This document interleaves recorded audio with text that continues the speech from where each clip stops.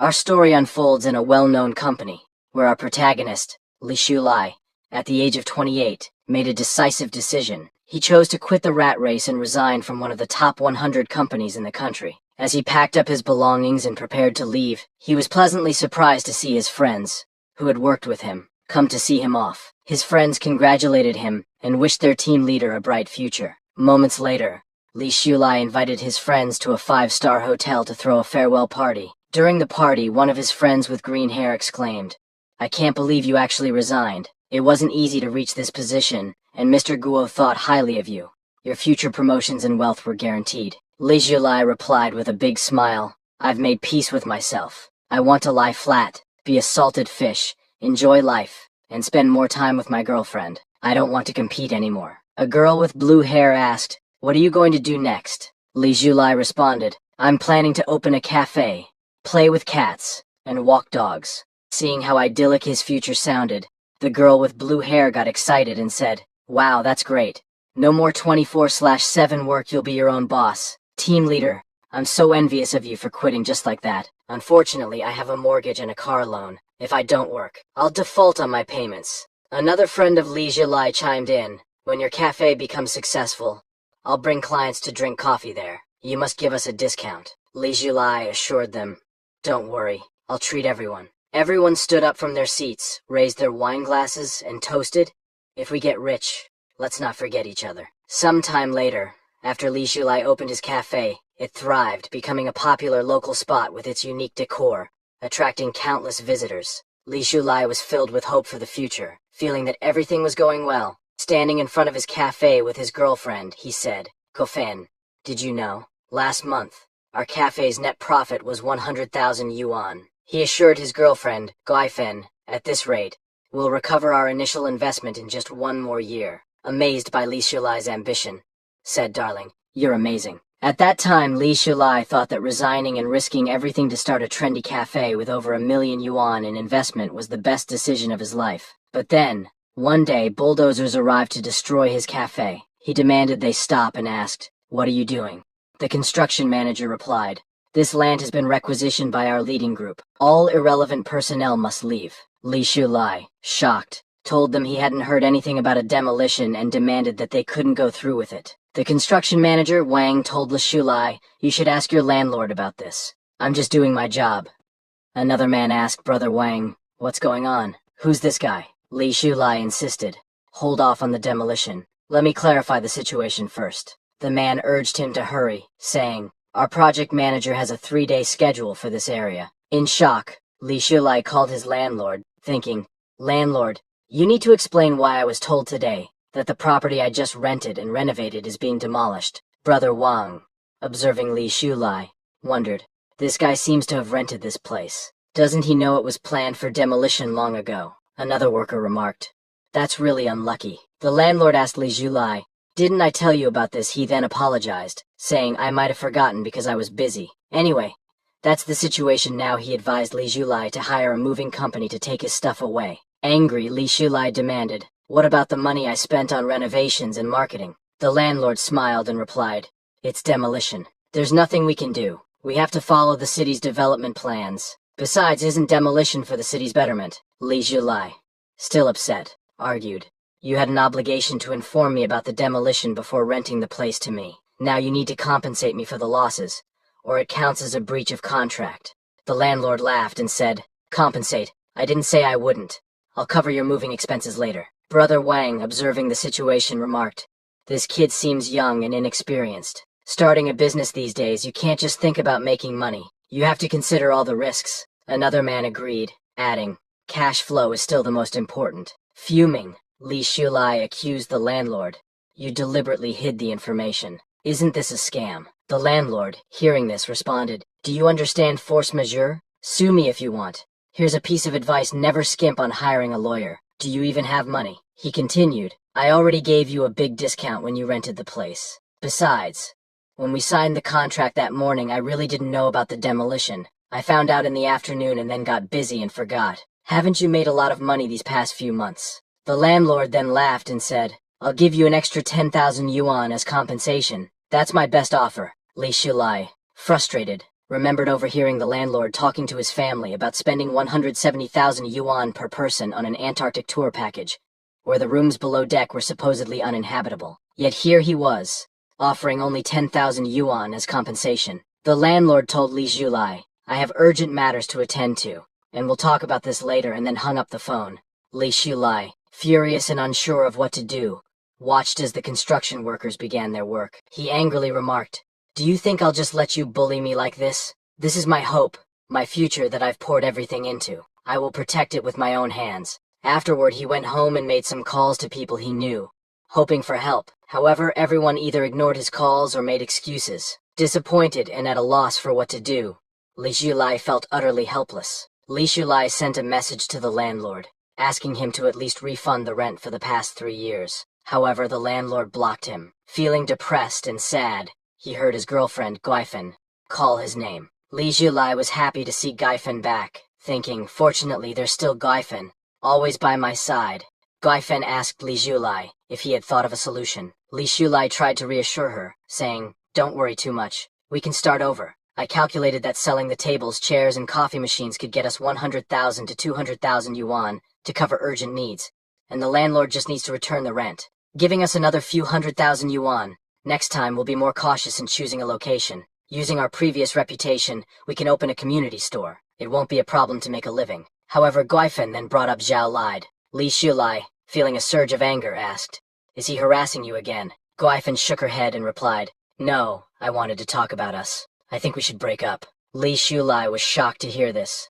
The girl he liked, for whom he had done everything, was breaking up with him, now that he had no money. He held Guifen's hands and asked her, "Why? Don't you believe I can overcome this hurdle? Just give me some more time, and I'll solve this issue. I've solved my previous work problems well, and even climbed higher." Guifen moved closer to Li Zhulai, speaking emotionally.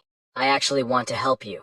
Zhao Lide is very generous. I haven't agreed to be with him yet, but he already gave me a platinum bag worth tens of thousands of yuan." She showed him the luxurious bag that Zhao Lide had given her, adding, "He's really generous." Surprised, Li Zhulai asked Guifen, "How could you accept his gift while being with me?" Guifen didn't respond directly but thought to herself, "That old man Zhao Lide gave me too much. Less work, more money, who can resist such temptation? But there's still a bit of reluctance. Zhulai is capable, handsome, strong, gentle, and considerate." She then told Li Zhulai, "Zhao Lide, he's old, and it seems he won't live for many more years. I'll agree to be with him for now. Once I stabilize things with him, I can secretly help you. We'll just go from being public to secret. I truly love you, Zhulai. You're the only one I love." Being with Zhao Lide, "I can also help you solve your current crisis." He promised that if I agreed to be with him, he'd immediately give me 1 million yuan. With this 1 million yuan, we could save the cafe. However, Li Zhulai pushed her away, shouting angrily, "Even if I'm destitute and homeless, I won't be a cuckold, relying on a woman selling her body to support me. I've seen what shamelessness is. Get lost, Guifen." Hearing this, Guifen became furious. Who wants to be with a man deep in debt?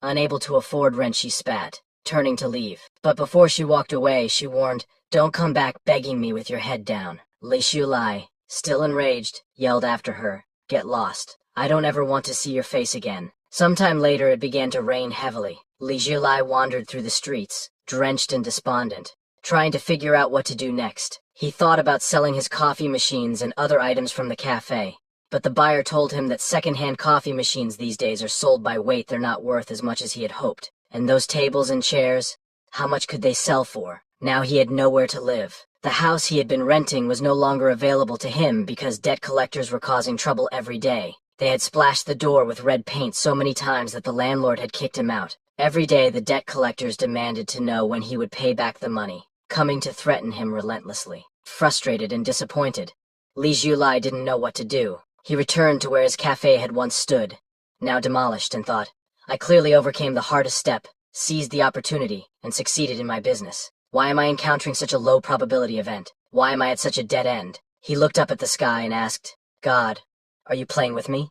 If you want to play, then play me to death." Sitting in the middle of the construction site, he took out a cigarette and muttered to himself, "I will overcome these difficulties," but it seemed that fate had other plans. The brakes of a construction crane suddenly failed, and it collapsed on top of Li Zhulai. At the age of 28, Li Zhulai died from being crushed by the crane, losing too much blood. Even after death, he couldn't accept his fate. He found himself watching his own body as the police and ambulance arrived, taking care of the scene. He thought, good people get good rewards, that's just a myth. In the end, it's people like me who suffer. But then, something strange happened.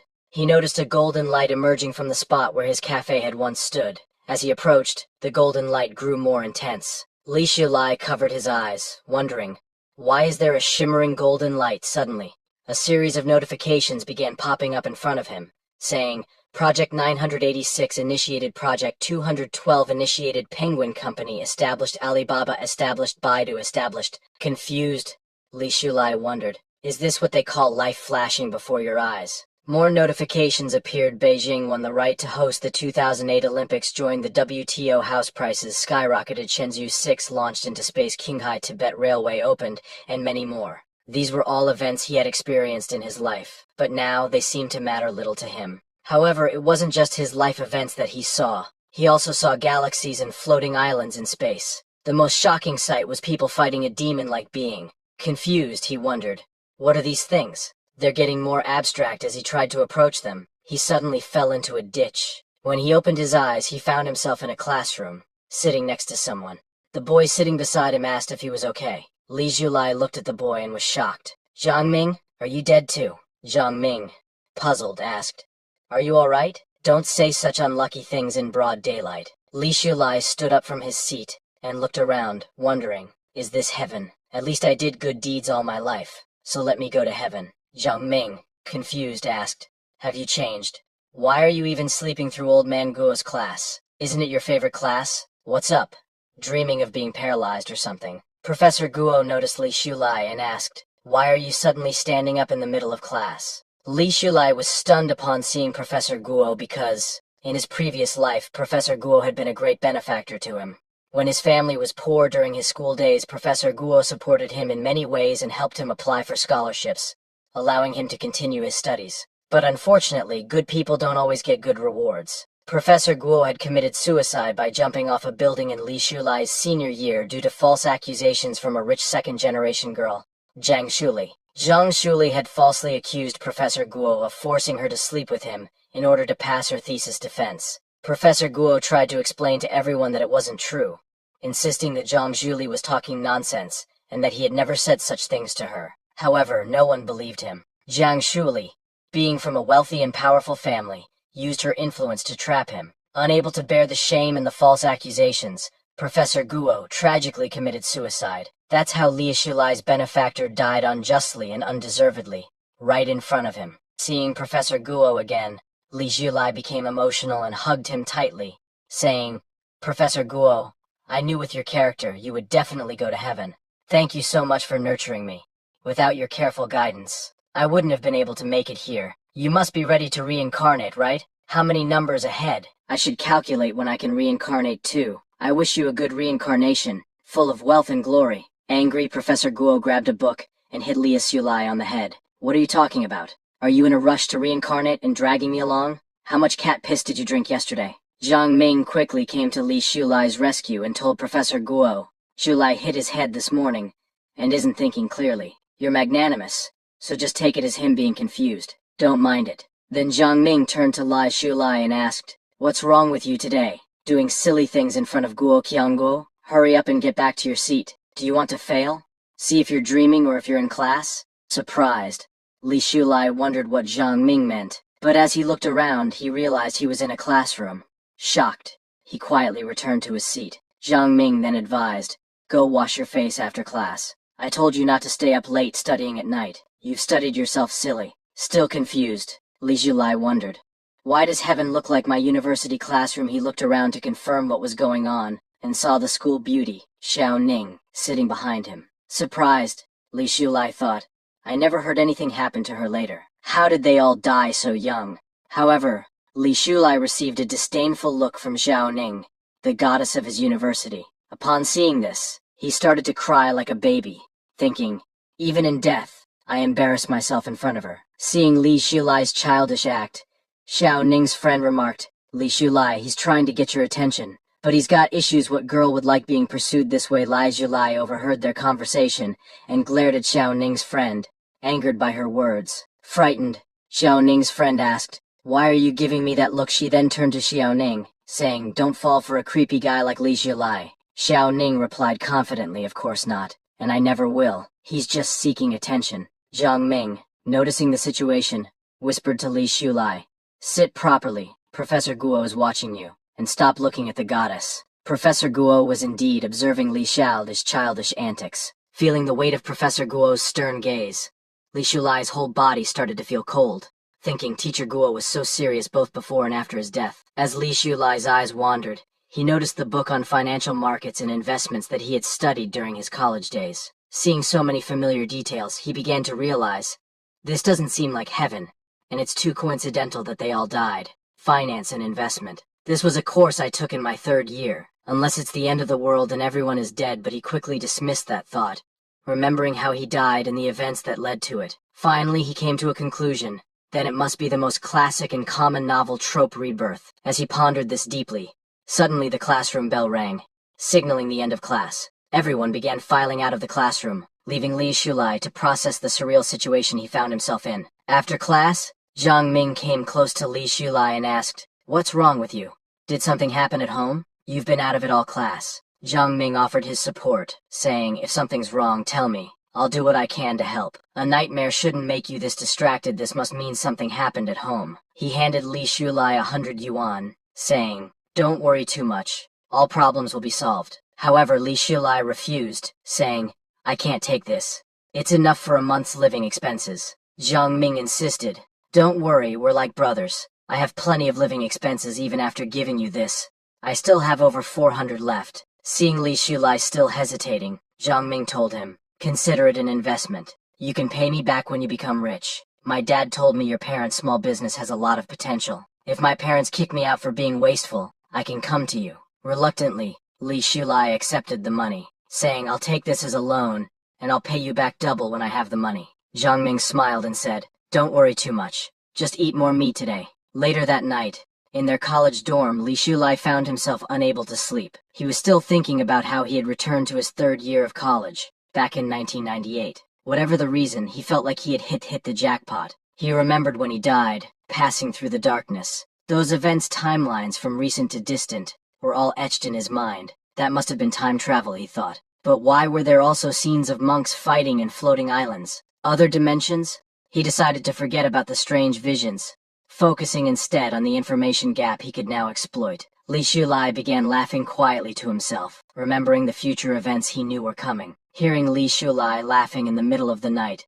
Zhang Ming got irritated and said, "Are you still not sleeping? What are you laughing at under the covers? The bed frame is creaking non-stop, it's annoying." Li Zhilai apologized and promised to sleep quietly, but he couldn't help but smile, knowing there was still time to change everything.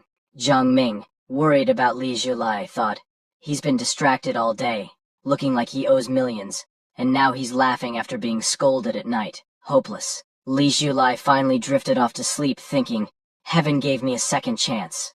A new life. I must work harder than before. I have to help those I couldn't help in the past. I can't watch them repeat the same fate." He made up his mind that those who had made his previous life a living hell would not get the better of him this time. In this life, he vowed, "I won't repeat those mistakes. I'll seize every opportunity this era brings and become the richest man." The next morning in the study room, since Li Zhilai has been reborn and given a fresh start, he decides that he needs to plan carefully for the next few years. Starting in 1998, China's economy is set to undergo a major transformation. After certain policies in 2003, housing prices will skyrocket. But there's a big problem: his family's savings aren't enough to afford a house. And without initial capital, flipping houses is impossible. Stock market investments, the internet, and technology exports, none of these are viable options right now. Even though he has been reborn, the start is still like hell mode, where he must begin everything from scratch. To turn things around and multiply his assets, capital accumulation from 1998 to 2003 is crucial. However, he doesn't have to worry too much, as he can use the information gap to offset the disadvantage of lacking starting capital. Thinking about this, he starts to laugh. Zhang Ming calls out to him, asking, "What are you thinking about? You've been acting strange since yesterday." Li Zhilai quickly covers the book, where he has written everything about the major future changes. Zhang Ming glances at it and asks, "What's the secret?" 2003, 1998, finance computers. What? Are you changing majors? Isn't finance a great major? You'll be a trader. Li Shulai shakes his head, saying, no, I'm not planning to change my major. I'm just planning ahead for jobs since my family situation isn't great. Zhang Ming confidently tells Li Shulai, with your grades at worst, you'll get into a bank. That's a secure job. Be content. Upon hearing this, Li Shulai remembers that in his previous life, after graduating from college, he applied for a bank job. The bank manager told him that while he was satisfied with him, all the slots were full. Li Shulai had really wanted to work at a bank after graduation, but back then, the recruitment process wasn't transparent. Without any connections, he was directly eliminated. Li Shulai then says to Zhang Ming, I think your dad is right. My parents' small business indeed has good prospects, but they think farming is easier and want to go back to it. I'm trying to figure out how to persuade them. Li Shulai knows that Zhang Ming's dad was right. If his parents had persisted in their business in his previous life, they wouldn't have made a fortune, but they could have become moderately well off. Instead, they gave up after 3 years and returned to farming. Fortunately, the farming turned out well. His dad was clever, and while they didn't achieve significant prosperity, they were never hungry. Seeing Li Shulai so confident, Zhang Ming says, I'll talk to my dad and analyze the prospects. We'll use practical theories to help persuade your parents. Don't worry too much. Li Shulai feels a wave of relief and happiness, saying, that's great, but Zhang Ming adds, my dad is quite busy now. The downtown restaurant we just opened isn't stable yet, and he's tied up with that. Upon hearing this, Li Shulai remembers that in his previous life, Uncle Zhang had done well in business but later offended someone, leading to bankruptcy. Zhang Ming disappeared after that. He still recalls the moment when Zhang Ming, in tears, told him he was leaving the city, saying, I don't know when we'll meet again, but you must succeed. I believe in you. You can do it. Li Shulai didn't expect Zhang Ming's fate to be so tragic in his previous life. So, he gives Zhang Ming some advice. When growing a business, it's essential to keep liquid funds, avoid breaking the capital chain, and be wary of petty people. Your dad is a good man, but he speaks straightforwardly. I've heard that business is like a battlefield, one misstep, and you could fall into someone's trap. Be careful. Zhang Ming, hearing this, laughs and says, you're talking like an old man. Don't worry too much, my dad surely knows these things. We don't need to stress. Come on, class is over, let's go to the bathhouse. Seeing Zhang Ming so carefree and happy, Li Shulai thinks, if I tell him now that his dad's business will fail, he'll think I'm cursing them in the future. He needs to keep an eye out for this petty person and help them when necessary. After all, Zhang Ming never looked down on his poor family for 3 years. He always ordered extra food when they ate in the cafeteria, pretending he couldn't finish it, and then giving it to Li Shulai. Knowing Li Shulai's family's situation, he often found excuses to give him money, saying, you think I'm lending you money for free? When you're rich, I'll charge you high interest. He had protected Li Shulai so much before. Now, it was Li Shulai's turn to protect him. Later that night, in the student bathhouse, while taking a bath, Li Shulai was deep in thought. With my current skills and family background, standing out in the finance industry is tough. In his previous life, without a degree from a prestigious school, he couldn't find a good job after graduation. Fortunately, he had decisively switched to the computer industry, and after years of persistence and effort, he had made some achievements in programming. Now, he needed to pick up his old trade and seek opportunities in the internet sector because, in the coming years, the internet would rapidly develop, and many prominent figures would emerge. As long as I seize the opportunity, I can ride on others' success and become a winner. He recalled that in 1999, Yang Feilong would establish Feilong Technology in Hangsha City, just 8 months away. Isn't this the first opportunity delivered to me, he thought. With his skills from a few years later, he'd be a top programmer now. If he could secure a position at Feilong Technology, his assets would surely multiply. Once he had accumulated initial capital, he could go further and climb higher. With this, he could not only rewrite his own destiny, but also change China's destiny, making it a dominant global power. Suddenly, he noticed that his soap had slipped from his hands. As he bent down to pick it up, he felt a sudden coolness. Turning his head back, he saw Zhang Ming standing behind him, smiling. The soap fell on the floor. Why aren't you picking it up? Zhang Ming asked. Li Shulai quickly stood up without even picking up the soap. Li Shulai told Zhang Ming, don't speak in riddles. I'm a straightforward guy. Zhang Ming laughed, saying he was just joking. He grabbed his clothes and headed out for his shower, telling Li Shulai, take your time showering. But suddenly, Li Shulai noticed a golden light emerging from Zhang Ming's body. Startled, he shouted, causing Zhang Ming to turn back in surprise. What's wrong? Zhang Ming asked. The golden light began to flow into Li Julai's body, leaving him in shock. What is this golden light, he wondered. Then, he remembered that in his previous life, just before he died, he had seen this same golden light at the cafe. It was the same light he saw while time traveling. Li Julai called out to Zhang Ming, asking, "Have you noticed any golden light on you?" Zhang Ming, confused, asked, "What are you talking about? Is it Ultraman's light? I don't see any golden light on you. Have you been watching too much TV?" He then told Li Julai. "Don't startle me like that. You scared me." Li Julai looked at his hand, but the golden light had vanished. Confused, he wondered if it was some kind of illusion brought on by his time traveling. Zhang Ming, noticing that Li Julai had been acting strangely lately, advised him, "Just take a good shower and relax. If it doesn't get better, let's go to the school clinic tomorrow for a checkup." However, Li Julai remained puzzled, still wondering what exactly the golden light was. Sometime later, at the college cafeteria, Xiao Ning's friend asked her, "Have you noticed that Li Julai hasn't been around much lately? We used to run into him all the time." Xiao Ning, noticing how much her friend was talking about Li Julai, responded, "You seem to care about him a lot. If he appears, he appears. If he disappears, he disappears. It's none of my business." Her friend shook her head. "It's not like that. I think he's realized he can't get your attention, so he's found a new target." Xiao Ning also found this strange, because Li Julai used to ask about her often. Whatever elective she chose, he would choose too. He would even come to the library when she went. He was always present in class, sitting in noticeable spots to catch her attention. But now he often skips class, and even when he does attend, he sits in the back reading other books. What is he up to? Xiao Ning wondered. As she was thinking about this, her friend nudged her, saying, "Xiao Ning, look, speak of the devil, there he is.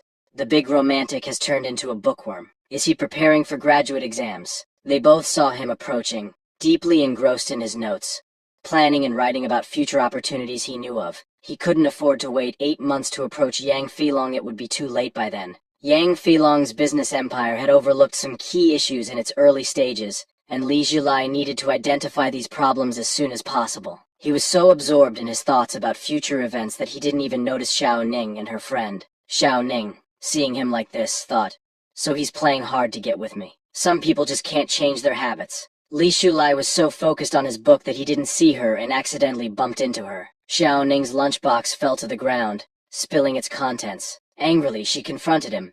"Are you pretending not to see us? We didn't even move, and you bumped into us." Li Julai quickly apologized, saying he didn't mean to, but Xiao Ning was too upset. She snapped, "How long are you going to stalk me like this? Don't try to get my attention with these tactics. I don't fall for hard-to-get games. Do you know how much trouble and annoyance this behavior causes?" Li Julai picked up the lunchbox from the floor and apologized again, admitting it was all his fault. He offered her money as compensation and said, "If you need, I can get you another portion." However, Xiao Ning, still irritated, replied, "1 yuan doesn't make a difference to anyone. Just don't bother me again. Next time, watch where you're going. Or if you get hit by a car crossing the street, whose fault will it be?" she advised sternly. Li Julai, upon hearing Xiao Ning's words, simply said, "All right, you're a good person," and then drifted back into his thoughts, considering how Yang Filong's problems had been reported by the media many times in his past life. Seeing Li Julai so nonchalant, Xiao Ning's friend was surprised and said, "No way. Is he crazy to just leave like that? Did he not understand your sarcasm?" Xiao Ning was also confused, thinking, "I can tell it's a hard-to-get game, but is he really still playing it? His skin is really thick." Her friend then suggested, "Could he have actually lost interest in you? He didn't even look at you. In the past, he'd cling to you and rush to help you with everything. Now, he just throws money at the problem." Xiao Ning, getting angrier, replied, "Maybe because I pointed out his intentions. It must have hurt his pride." She told her friend to wait while she went to get another meal, thinking, "Is this game fun for you? Do you really think I'd fall for such little tricks?" A moment later, at the cafeteria dining area, Xiao Ning approached Li Julai and said, "I have something to tell you." Li Julai, surprised, asked, "What is it?" Xiao Ning's cheeks turned red as she started to blush, stammering, You still ask me what it is?" Frustrated, she then snapped, "Nothing. Just eat your food," she thought to herself. "I hope you choke on it." Li Julai, unfazed, simply told Xiao Ning to eat as well before turning back to his food and notes. Xiao Ning sat down, watching him intensely focus on his books, paying no attention to her. She thought, "What's wrong with him? I've been sitting here for 3 minutes, and he's only focused on shoveling food and looking at his notebook. He's really holding back from saying a word to me. Suddenly, Li Shulai noticed something and looked up. Xiao Ning thought, is he about to burst and talk to me now? But then she realized he wasn't looking at her. Curiously, she wondered who he was looking at. As he turned, she saw a girl with blonde hair, Zhang Shuli. Xiao Ning thought, so he's fallen for someone else. Zhang Shuli dresses up flashy every day, and her family is rich. Indeed, there aren't many men who don't like that kind of woman. Xiao Ning sneered. A toad cannot dream of eating swan meat. Do you even know what kind of person Zhang Shuli is? Li Shulai, in your next life, be born into a better family if you want to pursue someone like her. Li Shulai calmly replied, you misunderstand, but I don't need to explain it to you. He finished his meal and said to Xiao Ning, you can do as you please. I'm leaving. Xiao Ning was taken aback by his response and retorted, don't be too much. What Xiao Ning didn't understand was that Li Shulai wasn't looking at Zhang Shuli because he liked her. It was because of what he remembered from his previous life. Professor Guo's life was completely ruined by Zhang Shuli's scheming. Not only did she destroy his career, but she also used her wealth and influence as a second-generation rich kid to twist the truth, bribe the media, and force him into a corner. Even his wife and child's lives were affected. They were ostracized, judged at work and school, and publicly shamed. To prove his innocence, Professor Guo had pleaded to the media, insisting that throughout his life, he had been loyal to his wife, responsible toward his students, devoted to his son, and diligent in his work, always upholding his principles. Yet, he ended up as the target of destructive rumors, which spread like wildfire. Professor Guo, unable to clear his name, chose death as a means to prove his innocence, hoping to be remembered as an honest man. In his final words, he declared that he had never coerced or sexually harassed any student. He had no regrets in life, except for the pain he had caused his wife and child. After saying those last words, he jumped from the college building in front of everyone. When Li Shulai arrived at the scene back then, he saw only the tragic sight of a falling body. The heartbreak he felt was indescribable. The professor's wife and child also witnessed everything, their hearts shattered. Unable to bear the loss, the professor's wife later committed suicide, leaving their 10-year-old son to be raised by others. A good family was destroyed just like that. But the real culprit, Zhang Shuli, was enjoying her life without a care in the world. She scoffed. That old man thought proving his innocence by dying would affect me. How laughable. Her friends agreed, saying, exactly. Besides, he was already old. Sooner or later he would have died anyway. Dying earlier just saves on burial costs. Zhang Shuli felt no remorse, knowing that whatever happened, her father could handle it with money. It's better he's dead, no evidence left. Life is precious, why seek death, she added callously. Li Shulai, who had overheard everything by chance, felt a surge of anger. Zhang Shuli, you may never die well. Coming back to the present, he reflected. Pursue her? Why would I pursue her?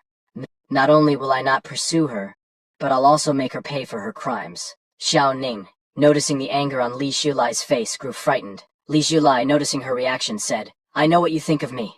You believe I liked you, but now I don't, and you think I've turned my attention to another woman. That's why you're upset and sarcastic with me. He then asked her, in the finance industry we study, do you know what's most important? Xiao Ning replied confidently, of course I know. These are basic concepts from class: forward-looking vision and persistent perseverance. Li Shulai laughed. Wrong. It's liquidity funds. Without liquidity, the capital market collapses. He continued, explaining, the financial wizards you'll meet in the future, their success largely depends on risk management and optimizing their liquidity. Whether it's stocks, bonds, futures, or derivatives, the principle is the same. As he spoke, Xiao Ning found herself lost in his words. What on earth is this guy talking about?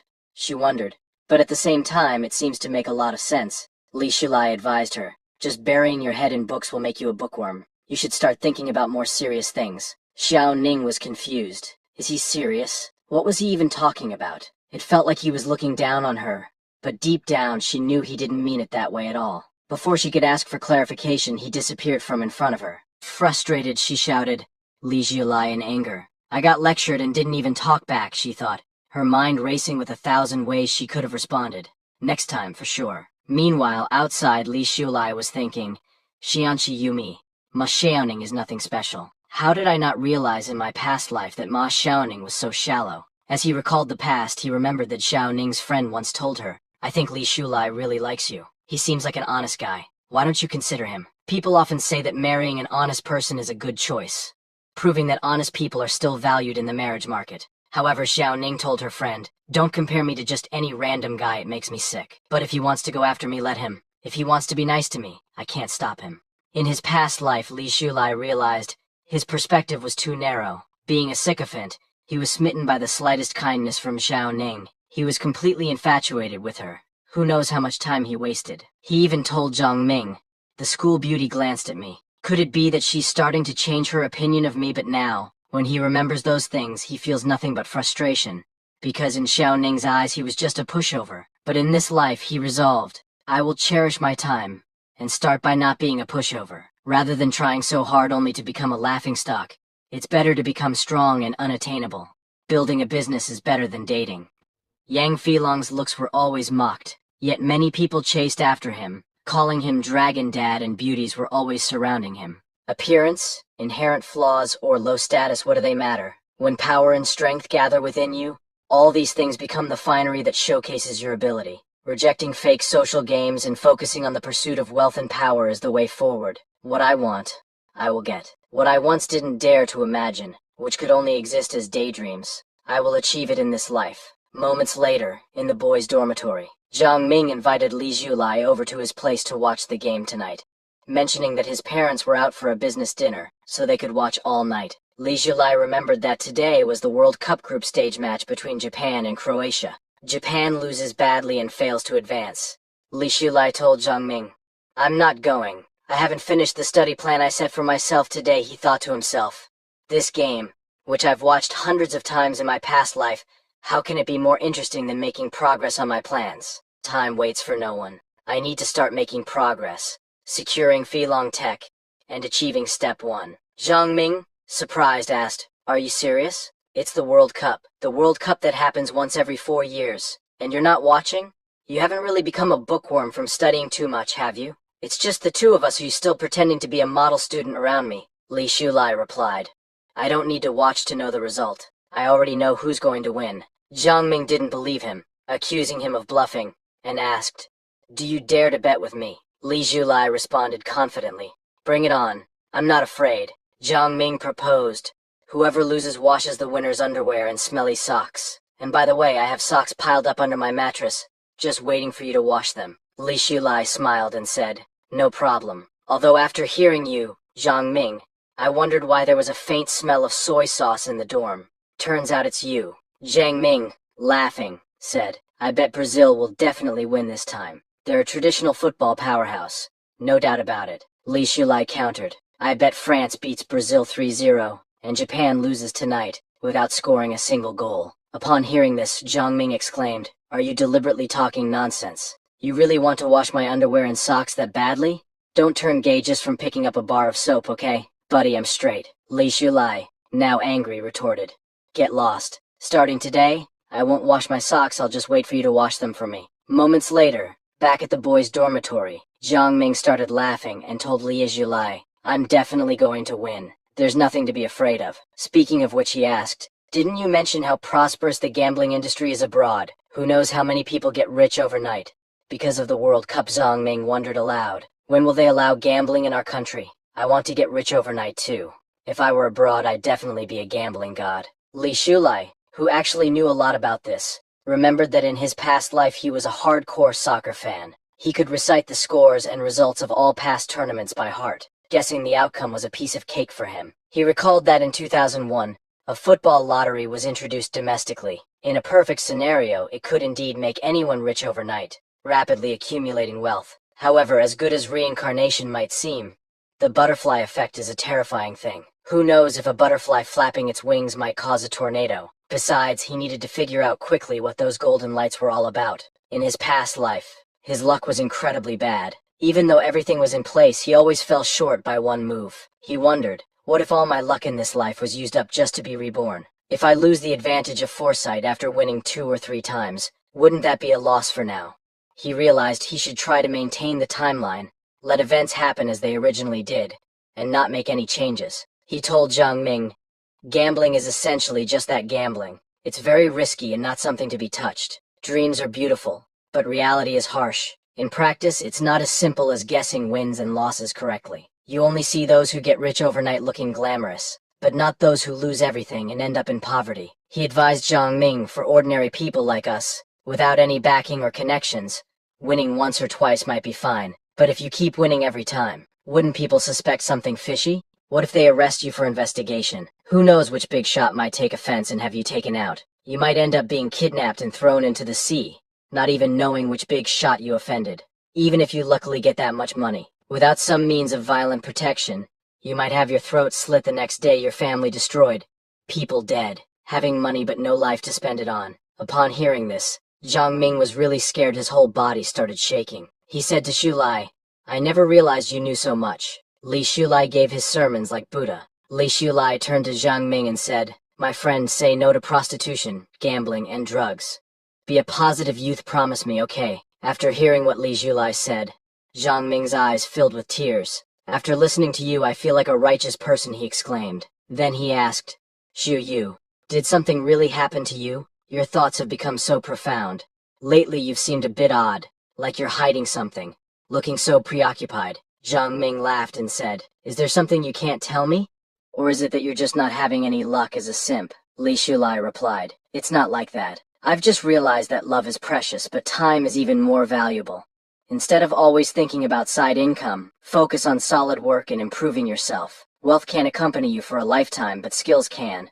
Didn't your dad teach you this?" Zhang Ming, annoyed, retorted, "Stop letting my dad feed you this toxic positivity." A moment later, Zhang Ming asked again, "Are you really not coming to watch the World Cup? I've already bought peanuts and beer." But once again, Li Shulai told him that he wasn't going. Seeing Li Shulai so resolute, Zhang Ming said, "You're just being stubborn. What man wouldn't be interested in the World Cup? It's the World Cup." However, as a close friend, Zhang Ming couldn't shake the feeling that something must have happened in Li Shulai's family. "Li's probably too embarrassed to ask me for money," Zhang Ming thought, "and might be sneaking out at night to do part-time work. I'll be the understanding friend by his side, and not expose him." He then asked Li Shulai, "If something's wrong, you can speak up. If you need any help, I'll definitely be there for you." Li Shulai reassured him, "You don't have to worry. Everything is fine." After hearing this, Zhang Ming headed towards his home to watch the match. Li Shulai smiled, thinking, if in my past life Zhang Ming hadn't disappeared due to his family's bankruptcy, when I went bankrupt he might have been the only one willing to help me. As Zhang Ming stood outside the door, he said,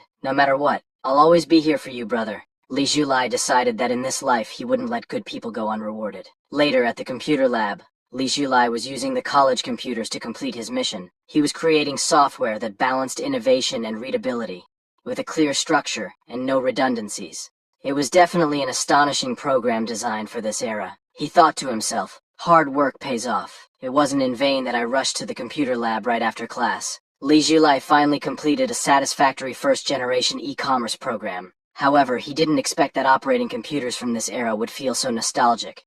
He grabbed the CD containing the program, thinking, when Yang Filong sees this CD, he might just kneel down and call me Dad. A moment later, in the hallway, Li Shulai saw Zhang Shuli with Mr. Lin, who had kiss marks all over his face. Zhang Shuli was asking him to do something for her. Upon seeing this, Li Shulai thought, with that scheming look, she must be up to no good. Zhang Shuli is probably doing something with Mr. Lin to get good grades. He continued thinking, another victim. She's probably using some leverage she created to achieve her unspeakable goals. Lost in memories, Li Shulai recalled an incident from his previous life. He had accidentally overheard a conversation between two girls. One of them asked her friend, "Do you think what happened to Professor Guo is true? He ended up so tragically.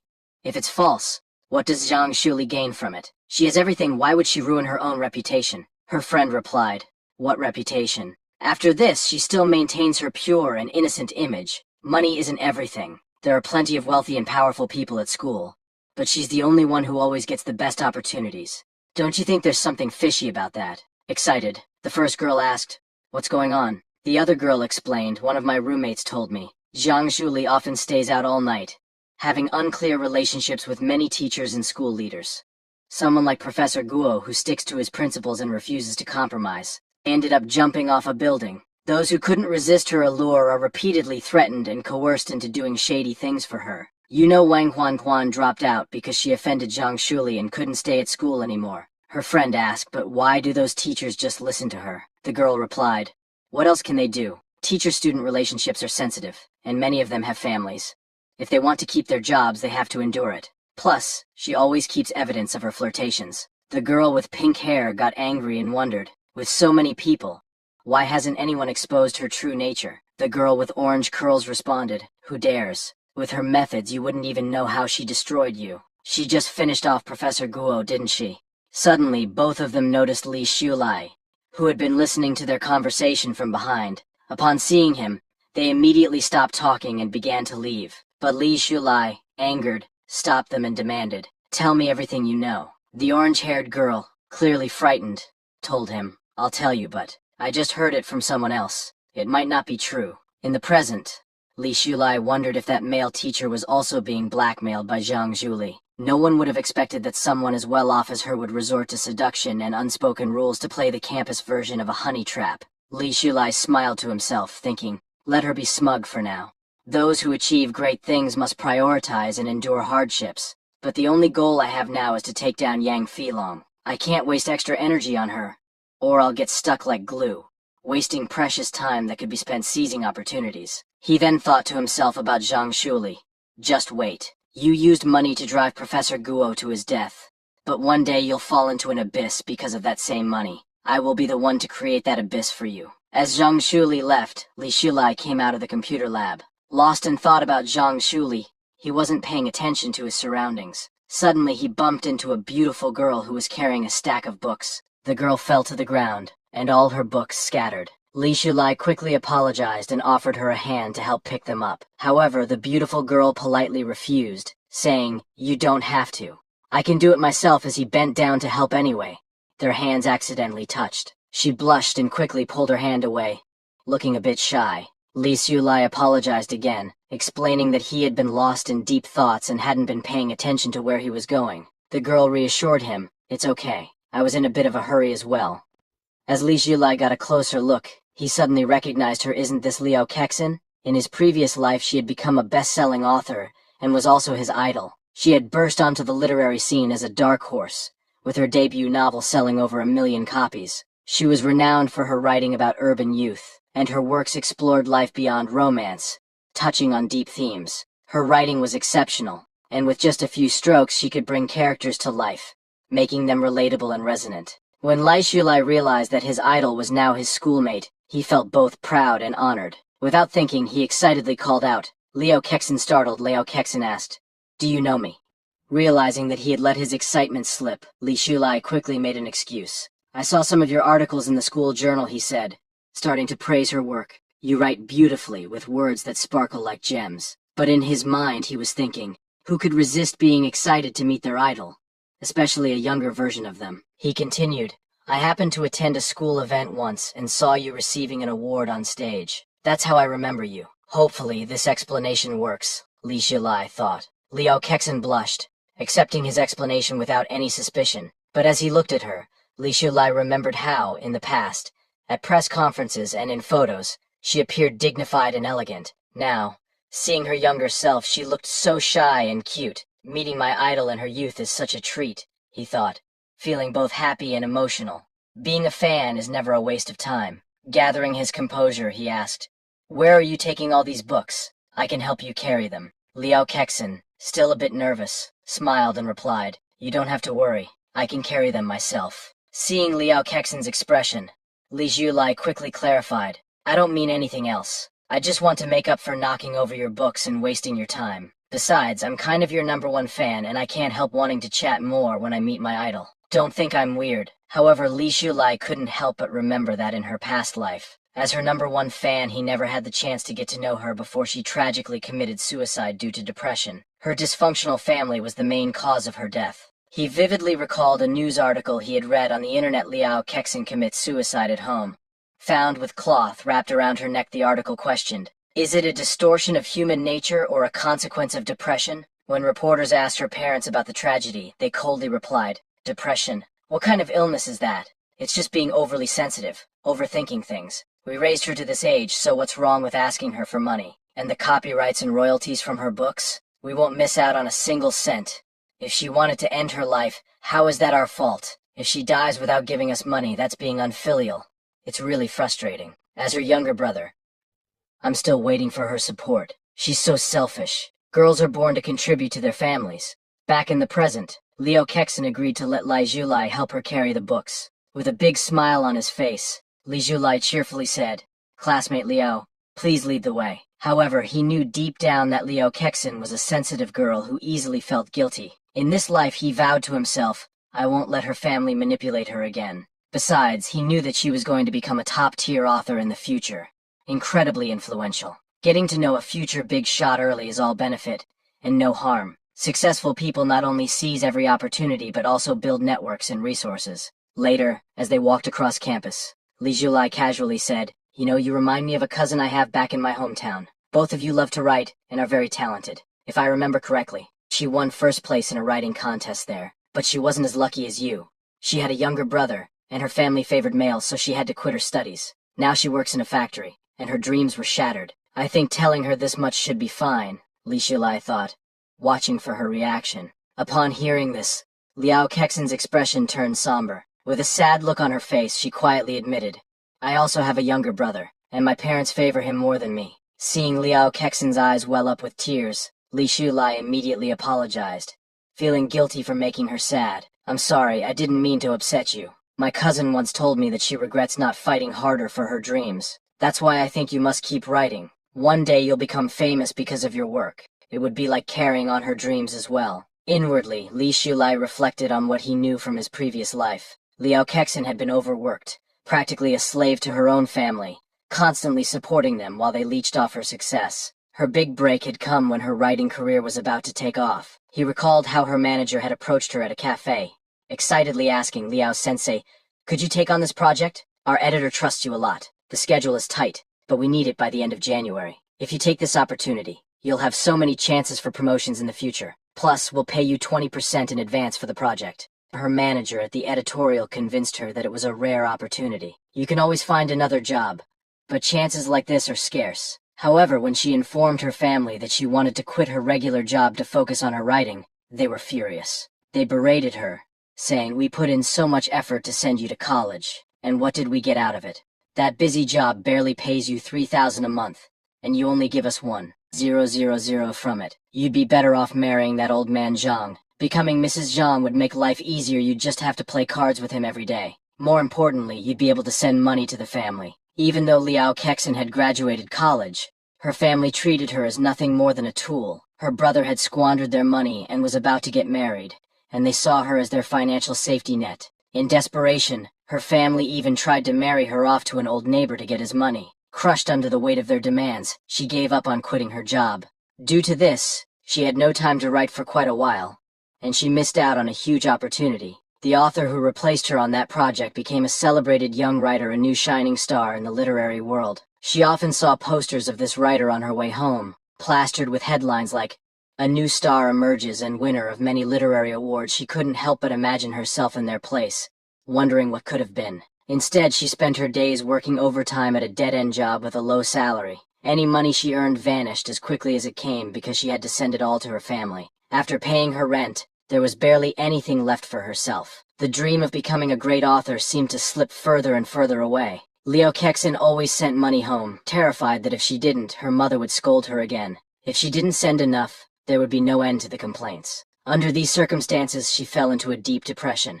But luckily, writing became her only escape. Although it was late in her life, she managed to make a name for herself and emerged as a rising writer. However, her success didn't last long. Despite earning good money, her parents always found ways to take it from her. Her mother would threaten her, saying, "If you don't buy a car and a house for your brother, I'll hang myself." Not just that, her mother would also threaten to tell everyone that she wasn't taking care of her parents. Her brother, now addicted to gambling with the safety net of her earnings, became even more reckless. Her mother continued finding new excuses to demand money from her. One time, she told Liu, "I don't care what you do, but you need to give us 2 million within 2 days. We know you have the money, you just sold the rights to your new book for adaptation." Facing all this pressure, Liu Kexin had thought about cutting ties with her family many times. But every time she tried, her mother would show up at her workplace, dressed in rags, and loudly announce, "I'm Liu Sensei's mother. I just want to see my daughter. Did you know she lives in a luxury house while we, her family, live in hunger? Do you think that's fair?" The people around her, fans and colleagues who saw Liu Sensei as kind and strong, just like the characters in her books, began to wonder if she was neglecting her parents. The cyberbullying, defamation, and inability to cut ties with her toxic family made her depression worse. If it weren't for all of this, she might not have died so young. In the present, Li Shulai snapped out of his thoughts and asked Liu Kexin, "Can I have your email?" Surprised, Liu Kexin asked, "Why do you need that?" Li Shulai smiled and replied, "I want to keep in touch with you in the future. If you become successful, don't forget about me. Besides, it'd be cool to say I can talk with a famous writer." Liu Kexin was taken aback, thinking, does he really believe in me? Does he think I have what it takes to become famous? But deep inside, she was happy. This was the kind of support she had always sought. She quickly wrote her email on a piece of paper and handed it to Li Shulai, telling him, "I only check my email once a week at the computer lab." Li Shulai knew that in the present day, the internet was still in its early stages, and people were only beginning to use email. But having Liao Sensei's contact information was more than enough for him. Excited, he grinned and asked, "May I escort you to the door?" After they reached the gate, Liao Kexin smiled and said, "You can just call me Liao Kexin," or Kexin. She thanked him for everything. Li Shulai, with a sincere look, told her, "Never stop writing. This life is yours, and only yours. Don't let anyone control you, and keep moving forward. Your readers will always support you." Hearing his words, Liao Kexin blushed slightly and nodded. "I will," she promised. With that, Li Shulai said goodbye, and told her he'd see her later. After she left, he returned to the computer lab, deep in thought. In this era, where mobile phones don't exist, and instant messaging apps aren't popular yet, even QQ, the Chinese messenger app, won't be available for another year. Since Du Yuetang had only recently started his business, Li Shulai saw this as the perfect opportunity to win him over. However, the problem was that Du Yuetang was located in S City, so Li Shulai would have to travel there later to convince him. He needed to come up with a solid plan right away on how to gain Du's trust. Before diving into his strategy, he sent an email to Liu Kexin, wondering when she would respond. Meanwhile, at her desk, Liu Kexin was busy working when a new email notification popped up on her computer. She clicked on it, and saw a long message from Li Shulai. The email read, "Dear friend, I hope my words bring you the encouragement and motivation you're seeking to keep chasing your dreams. Let me start by saying that your works are amazing. Every time I read them, I can feel the magic in every word. Please have faith in your skills and talent. Whenever you find it hard to continue, remember that every writer faces failure and difficulties. I believe you have what it takes to become a great writer, and I look forward to seeing you shine like a star in this world. Your dreams will blossom even on the dry soils. Your silent fan, Li Shulai." Upon reading this, Liu Kexin felt a surge of happiness. She thought to herself, this guy, he's really afraid I might stop writing. However, doubt crept in as she recalled showing one of her novels to her literature tutor. The tutor had harshly critiqued her work, saying, "This novel is poorly written. It lacks the ability to connect emotionally and is riddled with logical flaws." The tutor advised her not to waste time on it and to focus on something more meaningful. Worse still, the tutor had tossed her novel onto the floor, declaring, "Writing such uninspired and worthless articles is meaningless. Don't go down the wrong path." Liu Kexin wondered, maybe the tutor didn't appreciate my work, but could readers like Li Shulai see it differently, feeling motivated by his kind words? She sent a reply, "I will keep working hard and persevere in chasing my dreams. No matter what difficulties I may encounter on this journey, I will always remember your encouragement and support as I move forward." Shortly after, Li Shulai responded quickly, asking her if she was in class. Liu Kexin was surprised by his fast reply, thinking, is he waiting in the computer lab? The last time I saw him was also in the computer lab building. Curious, she wrote back, "Are you free? Want to grab lunch together at the cafeteria?" Li Shulai agreed, replying, "I'll be waiting for you in front of the computer lab building." Liu Kexin smiled and replied, "Okay, I'll meet you there." A moment later, downstairs in front of the computer lab building, they met as planned, ready to share a meal and a conversation. Liu Kexin met with Li Shulai and shyly told him, "I've recently written a draft of a novel, and I'd really like your feedback on it." Li Shulai, upon reading the draft, was taken aback. "This draft? Isn't this the beginning of my favorite novel, Dust of the Heart?" he thought in disbelief. "I can't believe I'm seeing it so early, in 1998. I remember every line of it. It's filled with memorable quotes that people used in their QQ statuses. And she won countless awards for this novel, even coming close to being nominated for the Nobel Prize." Liu Kexin, seeing his surprise, asked nervously, "Do you also think it's poorly written?" Li Shulai blinked, confused. "Poorly written? What do you mean?" Liu Kexin explained, My literature tutor said this piece was poorly written and advised me to stop working on it. Her voice was filled with uncertainty as she continued. I just need to know your opinion on it as a reader. Is it really that shallow? I really like it. Is it really that bad? She looked at him with genuine concern in her eyes. Hearing this, Li Julai recalled reading in an interview that the beginning of Dust of the Heart had been harshly rejected by Liao Kexin's tutor, who said it was worthless. She had almost buried the manuscript. Thankfully, she loved it so much that a few years later, she sought out a new publisher, saving this masterpiece from being lost. Li Julai moved closer to her and said with confidence, I think this is very good, but some of the writing techniques and ideas might be ahead of their time. Those who can appreciate it will find it excellent, but others might think it's too different or ordinary. He then asked, have you ever read Fitzgerald's The Great Gatsby? When it was first published, many people didn't think much of it. But after World War I, its forward-thinking ideas made it an instant success. A gem always shines brightly. Hearing Li Shulai's words, a sweet smile appeared on Liao Kexin's face. She asked eagerly, could you give me some advice on how to improve it? Li Shulai's heart raced. I can't dare give her advice. What if I accidentally change her writing style and affect her entire career? That would be an unforgivable mistake. He took a deep breath and replied, the best advice I can offer is to stay true to your original concept and keep on the path you've chosen. Don't let anyone steer you away from what you believe in. Li Julai added, there are 1,000 Hamlets in the eyes of 1,000 people. I don't want to comment on your work before it's finished. Upon hearing this, Liao Kexin thought that perhaps Li Julai was too embarrassed to say that her writing wasn't good. But Li Julai continued, I'm not a professional, so I can't say what's right or wrong. I wouldn't want to say something that could mislead you. Other people's comments should only serve as a reference. The first person you need to satisfy with your writing is yourself. You are the creator of your work, and your judgment and intuition are what matter most. He paused before adding, as long as you think it's good, then it is good. If you like it, keep writing. Don't let other people's opinions change your attitude toward your work. Readers will be able to feel your love and confidence in your writing through the lines. Perhaps it won't meet the lofty standards of literary critics, but it has touched me deeply, and I believe it will touch many others in the future. After all, I represent one type of reader, don't I? So don't let others' comments change how you see your work. Liao Kexin felt her heart warm at his words. After so many days of confusion, his words have suddenly cleared away the fog. He understands me so well. No one has ever understood me like this before. This was the first time someone had encouraged her in this way. Her parents had never offered this kind of support. They always said, what's the point of writing all day? Can it be eaten as food or drunk as water? Your third cousin worked as a tutor during college and earned money. What good are your articles? As a girl, you should learn to wash clothes and cook. Why bother studying? Your brother is much more sensible. Even her brother had mocked her, saying, sister, you dress too rustically. Other sisters wear short skirts and black stockings. My classmates will laugh at me if you dress like this. Compared to her blood relatives, Li Julai felt more like family. He told her, you'll have to get used to this. It'll happen a second time, a third time, 100 times.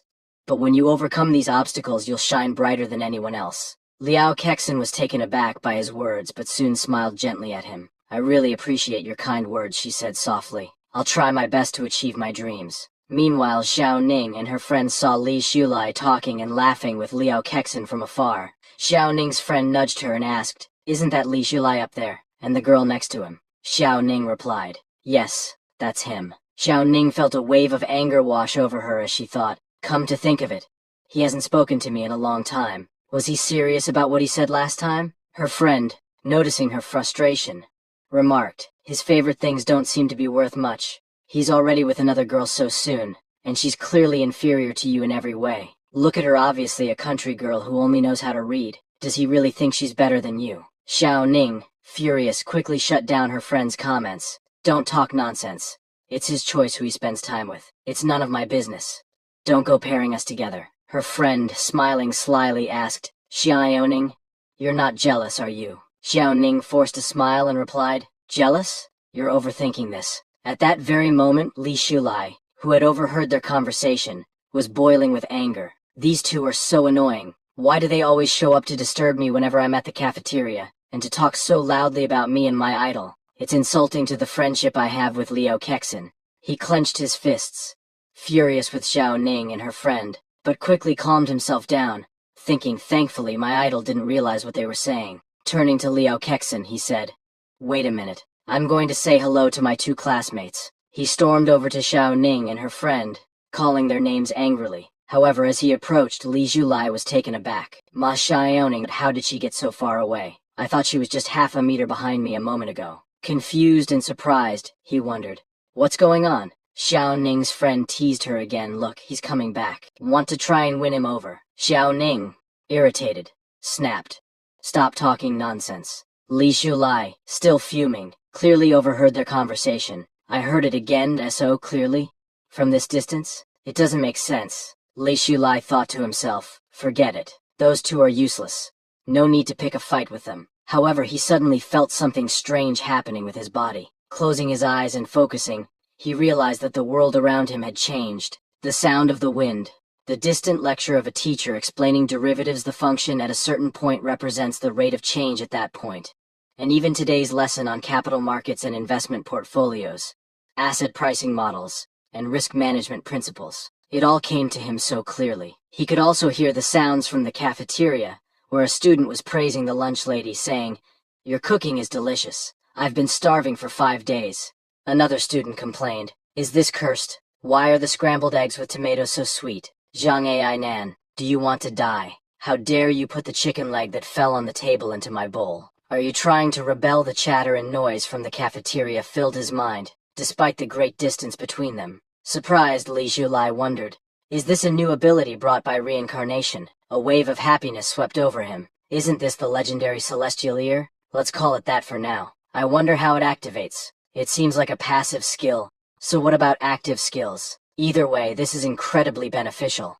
Noticing Li Zhulai's strange behavior, Liao Kexin asked, "What's wrong with you?" Li Zhulai quickly calmed himself and replied, "I was just thinking, since we're classmates, if we don't meet here, we'll meet somewhere else. There's no need to greet each other every time. It feels a bit too formal." But inside, he was ecstatic. This must be some kind of ability. A golden finger.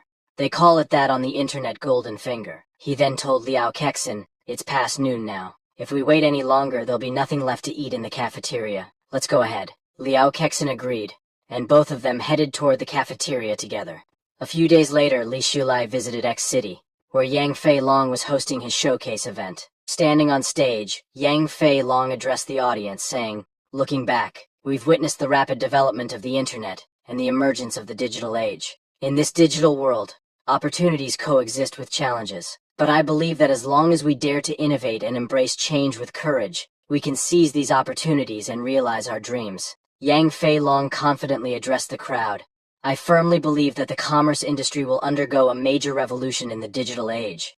With new technologies like the internet, AI, and big data, our lives and ways of working are being transformed. These innovations are disrupting traditional business models, offering unprecedented opportunities and capabilities to entrepreneurs and companies alike." Li Zhulai, watching from the crowd, thought, "Indeed, Daddy Fei Long." Just those soul-stirring words have already captivated the audience. His ability to hype things up is truly top-notch. Yang Fei Long continued, "In this digital world, we will break the boundaries of space, time, and language, creating an invisible link for global commerce. To put it simply, this means bringing electronic transactions to a global scale, ensuring that everyone benefits from convenient, efficient services that meet the Generalized System of Preferences (GSP) standards." The crowd murmured in agreement. Yang Fei Long's vision of a digital world and commercial revolution is truly outstanding, some praised. As Yang Fei Long basked in the approval of the crowd, Li Zhulai saw the perfect moment and stood up, speaking loudly for everyone to hear. "I think your dream is wonderful and will surely come true in the future, but there will also come a day when you'll be crushed." The crowd immediately erupted in anger. "Who is this kid who doesn't understand anything but dares to speak so boldly? He's just a student," someone shouted. "What's he saying, coming here to cause trouble?" another remarked. "He's just showing off." Yang Fei Long, startled by the interruption, thought, "Who is this argumentative kid, ruining my event?" He almost swayed the crowd just now. The event manager hurriedly called for security, barking at them, "How could you let anyone in here so casually?" But Li Zhulai wasn't finished. He locked eyes with Yang Fei Long and continued, "I know what you're really thinking. I even know the deepest thoughts hidden in your heart. If you truly want to break through your difficulties, come find me." Yang Fei Long stood frozen in surprise. What does he mean, hidden thoughts in my heart? With a calm smile, Li Zhulai turned and headed toward the exit, leaving the crowd in shock. The manager rushed over to Yang Fei Long and said, People like him are just here to show off, trying to step on others to gain fame. You don't need to pay attention to what he says. Your grand plan can't possibly be crushed. Yang Fei Long nodded and agreed. He really is speaking nonsense, but then smiled and added, "Yet, I don't know why, but I admire him. Don't you find that young man very interesting? Seeing him reminds me of my younger self. Even if he's just showing off or knows a little, daring to refute me in front of so many people makes me curious." The manager was surprised and asked, "General Manager Yang, what is this?" A moment later, outside Yang Fei Long's office building, Li Shulai was standing there when Yang Fei Long approached him. "You said I will be crushed one day. I think your words are not baseless, and I'd like to hear your advice." Yang Fei Long thought to himself, "This young man is very purposeful and courageous. Even if he's seeking attention, we were all young once." Li Shulai glanced back at Yang Fei Long and said, "I knew you'd come out to find me. So, you're still teachable." Yang Fei Long, slightly startled, wondered, "Why am I so intrigued by this pretentious act?" Li Shulai continued, "I know you're working hard to build Feilong technology into a B2 billion Tobe enterprise. That's not a problem at this stage. After all, China has the advantage of a population dividend right now." He paused before offering advice. "But think about it, ordinary people aren't that wealthy yet. If they had access to cheaper consumption channels, what do you think they'd choose?" Hearing this, Yang Fei Long was confused and thought, "Could this guy just be a bookish idiot? I've already researched this extensively." Li Shulai smiled and explained, "Tob is fine, but in the end you must also focus on B2C talk to succeed. Focusing on consumers' needs and experiences will allow you to directly engage with them, get feedback quickly, improve your products, and meet diverse consumer needs. E-commerce channels will help expand your market share. Mr. Yang, you've probably already considered this, right? You just haven't dared to make it public yet. But I know you're a determined person. If you continue down this path, you'll change the world." Li Shulai's flattery hit its mark at just the right time, helping to solidify the negotiation. Yang Fei Long's eyes filled with tears as he thought, "It's true. No one understands me better than this young man. I've been anxious and conflicted about this for so long. I've hinted at it to my partners, but everyone thinks I'm daydreaming. I didn't expect this young man to see my vision so clearly." Li Shulai, happy with how things were progressing, thought, "Step 1 completed. First, build a closer relationship so that he, feeling misunderstood by others, can see me as a teammate." Li Shulai then took a CD from his pocket and handed it to Yang Fei Long. "This is a program I wrote. I'm giving it to you as a gift. Whether you use it or not is up to you, but the opportunity is ahead of you. It's up to you whether you seize it or not. As for what I said earlier, anyone with a bit of charm could say things to flatter you. But this CD? That's the real thing I wanted to give you today." Step 2 completed. I've given him the real deal, a strong dose to make him fall into my trap. Yang Fei Long, still confused, asked Li Shulai, "Why are you just giving this to me like this? Aren't you afraid I'll steal your technology?" he added. "At the very least, you should sign a contract with me first, to protect yourself from trouble in the future." Upon hearing this, Li Shulai smirked and replied, "If you're going to be that kind of businessman, you're doomed to fail. Besides, this is just an appetizer. If you want to focus on the sesame seeds and throw away the watermelons, I won't stop you." He turned and started walking away. "That's it for today. Wait," Yang Fei Long called after him. Li Shulai stopped and looked back. "What else do you want to say?" Curious and confused, Yang Fei Long asked, "Why did you choose me?" Li Shulai looked at him calmly and said, "Because what you're doing benefits the country and the people. If you do it well, China will soar. So, it can only be you." With that, he turned and resumed walking. But then, he suddenly stopped again. Yang Fei Long's heart raced as he thought, "He must have more important advice for me. I must be crazy, but I'm eager to hear it." However, Yang Fei Long was mistaken. Li Shulai simply turned around to say, "By the way, my name is Li Shulai. Don't forget it." Yang Fei Long, who had been expecting something profound, felt a wave of disappointment. I really thought he had more to say. A little while later, after Li Shulai had left, Yang Fei Long returned to his office. Curious, he inserted the CD that Li Shulai had given him into his computer. As the program loaded, Yang Fei Long's eyes widened in shock. "Isn't this the code I had been planning to develop?" he thought. He even annotated every single line. Excited, Yang Fei Long smiled to himself and said aloud, "It turns out he's a hidden master among the people. No wonder he's so confident. I have to recruit him to my side. With his talent and this framework, the Flying Dragon Empire will surely grow bigger and stronger." After some time, later that evening, in the school cafeteria, Yang Fei Long came to meet Li Shulai. As people noticed Yang Fei Long, whispers spread through the crowd. That person looks familiar. Wasn't he on TV? Some murmured. Li Shulai was impressed by how quickly Yang Fei Long had found him. He's quite capable, Li Shulai thought. But then again, it's not that hard when the program runs to the end. The name of the school cafeteria appears in glittering gold. Hard to miss, right? Yang Fei Long had waited for 3 days at the cafeteria, determined to meet Li Shulai. This kid is so pretentious, Yang Fei Long thought, but I have to hold my ground too. Approaching Li Shulai, Yang Fei Long asked, "How did you know I would find you?" Li Shulai replied calmly, "You're clear-headed now. You wouldn't miss this opportunity." Yang Fei Long felt a bit frustrated, thinking, that makes it sound like I've been out of my mind all along. Politely, he invited Li Shulai to join his business empire. Do you know how much Filong technology will flourish in the future? I hope to create a business empire with you by my side. However, Li shook his head and refused. Forget about joining, and spare me the sales pitch. It might work to lure in eager youngsters, but it doesn't work on me. Do you think you can attract me with such empty words? Yang Fei Long was shocked by the blunt rejection. Frustrated and angry, he thought, damn it, I checked before coming here. Isn't he just a slightly talented college student from an ordinary family? Noticing Yang Fei Long's reaction, Li Shulai smiled and said, since you've come to find me, I won't let you leave empty-handed. He unzipped his bag, pulled out a CD and a piece of paper, and handed them to Yang Fei Long. Upon receiving the items, Yang Fei Long smiled, thinking, the last CD contained sample programs. This time it must be the complete one, right?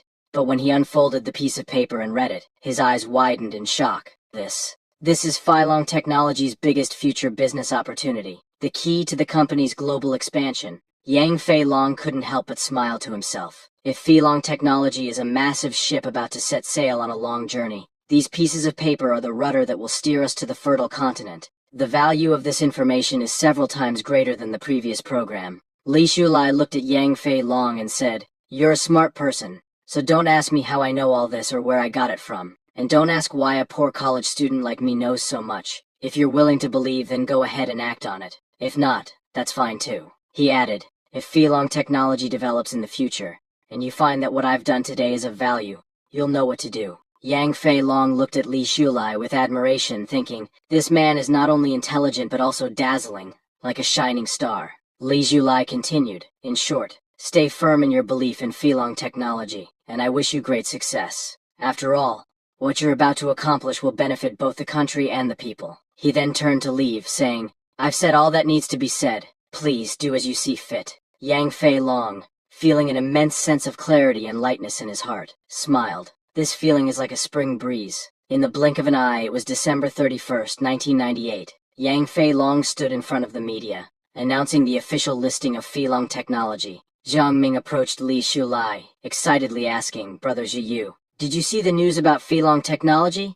It said that it just got listed today, and they've already secured investments worth hundreds of millions, shocking the financial world. Isn't that incredible? With a broad smile, Zhang Ming added, they say the internet is the future trend. Filong's father is truly far-sighted. However, Li Shulai felt a little nervous inside, thinking, the progress is much faster than in my previous life. I'm not sure what kind of changes this will bring. Zhang Ming, still animated, remarked, Filong Technology is based in Hangzhou. If we had graduated a year earlier and joined Yang Fei Long's business, we'd probably be very successful right now. Li Shulai smiled and replied, I guess so. But deep down he was genuinely pleased. Although it's launched 9 months earlier than it did in my previous life, the momentum after listing is much stronger. Still, this is good. He nodded to himself and thought, Yang Fei Long did a great job. By April 1999, Li Shulai was preparing to show his graduation project to Professor Guo. As he was discussing it with the professor, Zhang Shuli suddenly stormed into the office, slamming her bag hard on the desk. Angrily, she said, Professor Guo, if you want to make things difficult for me, just say it outright. Is it really necessary to keep blocking my graduation project like this? In her mind, she was thinking, I paid 2,000 yuan to have someone write this project for me, and they guaranteed it would pass. This old man must be out to get me. Zhang Zhuli continued, I'm not doing scientific research. It just needs to be good enough for me to get my degree. Professor Guo, unfazed, calmly replied, your graduation thesis may look professional, but it's filled with basic errors and nonsense. Passing this would be unfair to other students. Fuming, Zhang Shuli demanded, so, you're really not going to pass it? Professor Guo firmly responded, Not with the quality of this project. It won't pass, at least not under my supervision. Zhang Shuli clenched her teeth in anger, grabbed her bag from the desk, and said, "Just wait, I'll revise the design." She stormed out of the office. Li Shulai, who had witnessed the whole scene from the back of the room, approached Professor Guo with a concerned expression. "Teacher Guo, you might want to be cautious. I've heard people who cross her tend to have unfortunate endings." He thought to himself, "That's all I'll say. I hope Professor Guo stays vigilant." However, in the next second, Professor Guo picked up Li Shulai's graduation project and said, "You have a good first page, but there are a few issues here. Overall, it's not that great." Li Shulai smiled awkwardly, thinking, "Oh no, Professor Guo has a sharp eye. If I stay, he'll keep lecturing me until midnight." He quickly said, "I'll revise it." He grabbed his project and bolted, telling Professor Guo, "I'm going back to the dormitory to work on it." Once outside, Li Shulai thought, April is the most beautiful month of the year. In the blink of an eye, graduation season will be upon us. I hope it's a peaceful and smooth one. But then, he suddenly saw Yang Fei Long standing in front of him, smiling. "I heard from your roommate that you came to the Science and Education Department, so I came here specifically to wait for you," Yang Fei Long said. "I want to invite you again to join Phylong Technology. You've been a great contributor to its success." Li Shulai politely declined, but Yang Fei Long wasn't deterred. Before, Phylong Technology was just a vision, a blank check. "I understand why you didn't join, but now Phylong's value is soaring, and it's clear that we will become China's new commercial giant. If you join now, you're fully qualified to become a major shareholder. Huge wealth is within your reach. Would you really reject such an opportunity?" Despite Yang Fei Long's persistence, Li Shulai remained unmoved and refused again. Surprised, Yang Fei Long thought, "I never imagined Fei Long would fail to recruit someone like him." Still determined, he pressed on. "Tell me what you want, and I'll do my best to satisfy it." "Li Shulai, what could possibly be more important to you than Fei Long's original shares? I really want to know." Li Shulai smiled and, turning to face Yang Fei Long, said, "If you really want to thank me, that's fine. I'm about to graduate, and I want to open a retro-style coffee shop. Why don't you give me the old house at number 99 Minkang Road?" Yang Fei Long was taken aback, thinking, an old house of no value? Or just the right to use it? Are you kidding me? He had expected Li Shulai to make a much bigger demand, something far more extravagant. Li Shulai, with a serious expression, told Yang Fei Long, "That's it. That's what I want." Yang Fei Long, seeing the seriousness in Li Shulai's face, realized that he wasn't joking. He's not talking nonsense, he thought. It's for real. Surprised by Li Shulai's calm demeanor, Yang Fei Long reflected, it's so rare to see young people today who aren't swayed by fame or fortune and who don't grovel to the powerful. When I wasn't wealthy, he gave me such unique advice that shortened Phylong Technology's path to success, and he didn't ask for a penny in return. Now that Phylong has achieved greatness, he still has the same attitude. He isn't tempted by money. Yang Fei Long smiled and said, "Don't worry, forget about just the right to use it. I'll buy the house for you." Seeing how respectful Yang Fei Long was toward Li Shulai, his secretary couldn't help but wonder, "What kind of secrets does this mysterious college student hold?" she asked. "Mr. Yang, are you heading back?" Yang Fei Long instructed her, "Go buy the house at No. 99 Minkang Road, and prepare a card with 3 million yuan for me," he thought. Li Shulai doesn't want money because of his kindness, but I owe him, and this is my duty to repay him. When Phylong Technology grows in the future, I must reserve a director position for him. What we're doing will benefit the country and the people. Could it be that I've really met a hermit with noble sentiments who seeks no rewards? Are there really such people in the world? Li Shulai's actions had a profound effect on Yang Fei Long, making him reconsider his future decisions. Sometime later, Li Shulai received the real estate certificate and the card with 3 million yuan. Smiling, he thought, "Since you insist on giving it to me, I'll accept it." In the classroom, Professor Guo addressed all the students. "The graduation defense will be held in early June. Many of your graduation theses still need significant improvement, so I advise you to revise them and communicate with your instructors. There are only 3 months left until graduation, and time is tight. I hope you all put a perfect end to your campus life." The students, however, were visibly frustrated. The difficulty of the graduation project was daunting. Some remarked, "We haven't even found internships or jobs yet, and all our time is spent writing papers." After Professor Guo left, Zhang Shuli's friend asked, "How did your conversation with Teacher Guo go yesterday? Is he still being as strict as ever?" Zhang Shuli, clearly irritated, replied, "It's just a crappy paper. But Guo was making it look so serious. Does anyone really think undergraduate papers need to be high quality? It's just a formality. Why make such a big deal out of it? Upon hearing Zhang Shuli, Xiao Ning interjected. Teacher Guo is taking the time and effort to guide us for our own benefit. Only by completing your thesis properly will you gain the experience needed to solve more complicated problems when you enter the workforce. Zhang Shuli, annoyed, shot back, okay. You're an excellent student and the teacher's pet. Just worry about yourself and stop pretending to care. Seeing Zhang Shuli's attitude, Xiao Ning thought, money is powerful when it reaches a certain level, but Zhang Shuli, your family isn't that rich yet. Aloud, she said, never mind. It has nothing to do with me. Meanwhile, Xiao Ning's friend called her. Let's go to the cafeteria they left together. Afterward, a red-haired boy approached Zhang Shuli and said, Mr. Guo is really stubborn. What if he makes you delay your graduation and doesn't give you a diploma? You know, a lot of companies ask for graduation certificates these days. Your family might be wealthy, and you don't need to worry about finding a job, but wouldn't it be a shame to study for 4 years and not get a diploma? Another boy with yellow hair chimed in. Even though you're about to graduate, teachers generally don't want to make things difficult for students. It's better to leave a good impression in case you meet them again in the future. Zhang Shuli smirked and said to the two boys, I've never failed a course. Why wouldn't I pass?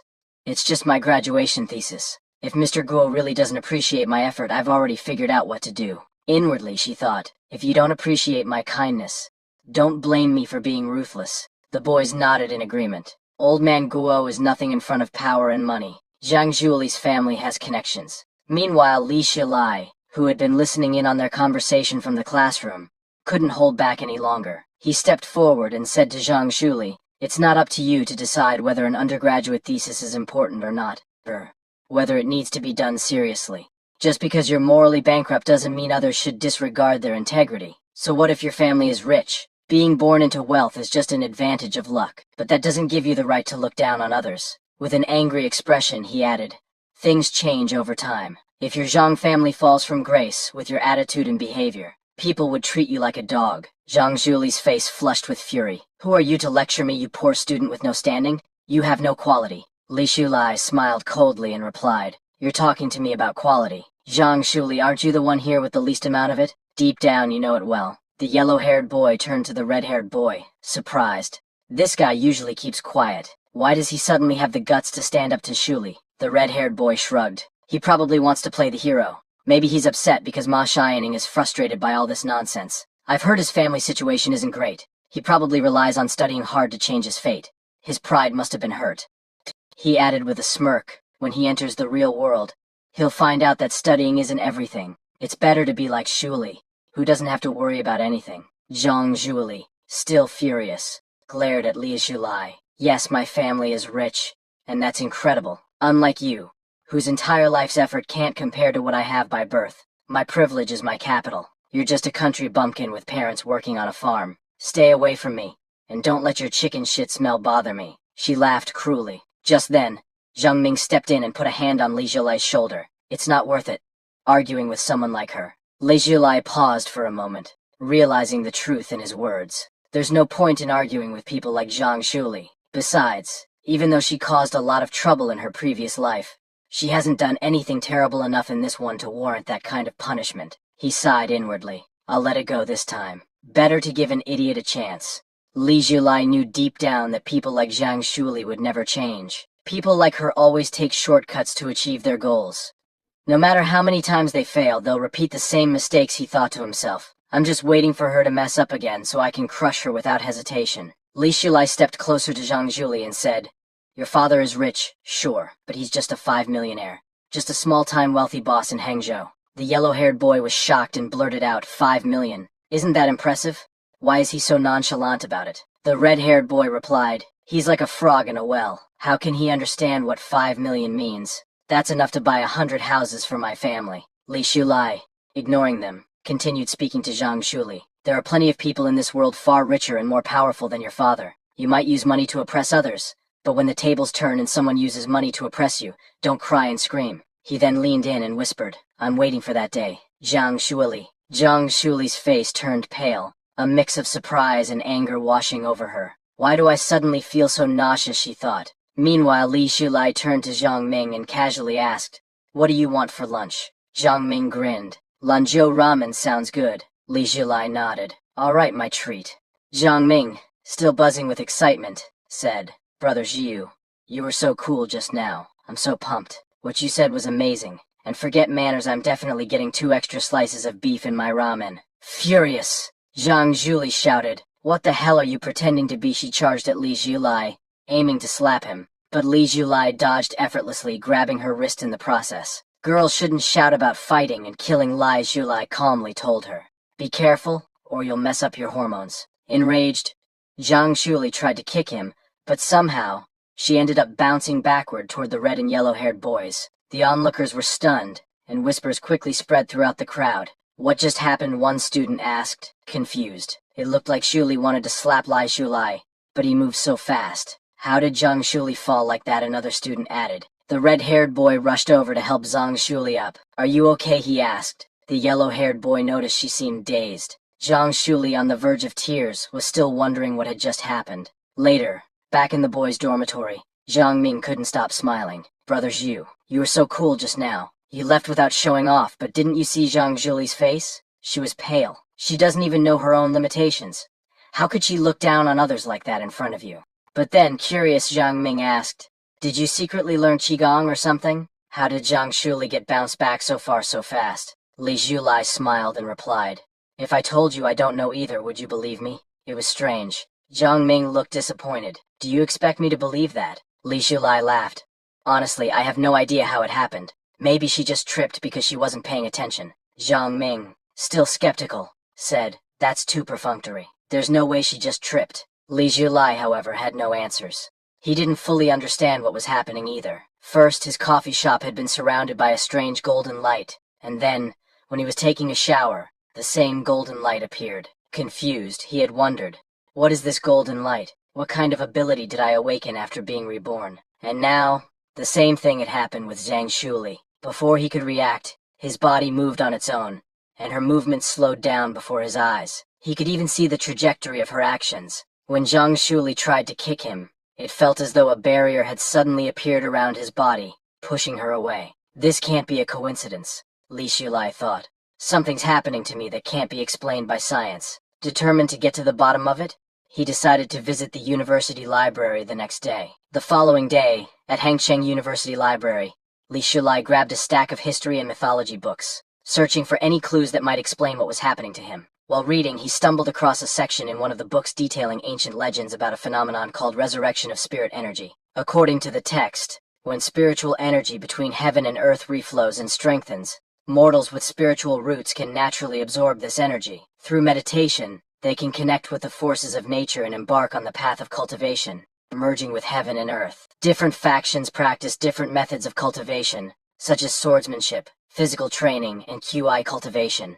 However, the difficulty of cultivating immortals requires hard work, perseverance, and constant breakthroughs in day-to-day practice. Although the text called it a legend, it also stated that many such myths had been passed down and exaggerated over time. Li Zhulai knew that such stories were often dismissed as old folklore, but he couldn't ignore the strange things happening to him. These legends may not be entirely baseless. After all, science hasn't disproved them either, he thought.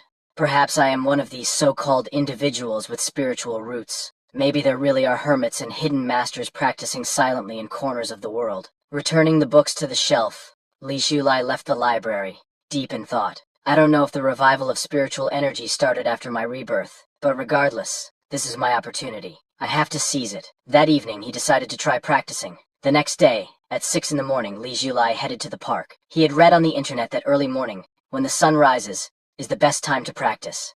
Practitioners would use this time to purify their bodies, harmonize their breath, and cultivate their inner strength. He arrived at a park near the university and found a quiet spot under a tree. Sitting cross-legged and calming his mind, he focused inward. Let's see if I can gather QI in my Dantian. Li Zhulai was shocked when he realized he could actually see the energy he was leading and controlling it. Without hesitation, he continued practicing, circulating the spiritual energy through his body for 9 cycles. He became so engrossed in the process that he didn't even notice the temperature rising to 29 degrees. His body started feeling hot, and he wondered, is this normal? Opening his eyes, he thought, I've vaguely touched the threshold of cultivating immortality. If I persevere, small efforts will accumulate, and even a little water can form a river. but despite his excitement, he still wasn't sure. Is this really how one cultivates immortality? After practicing for so long, he noticed that his body felt lighter, and the fatigue and sleepiness from getting up early were mostly gone.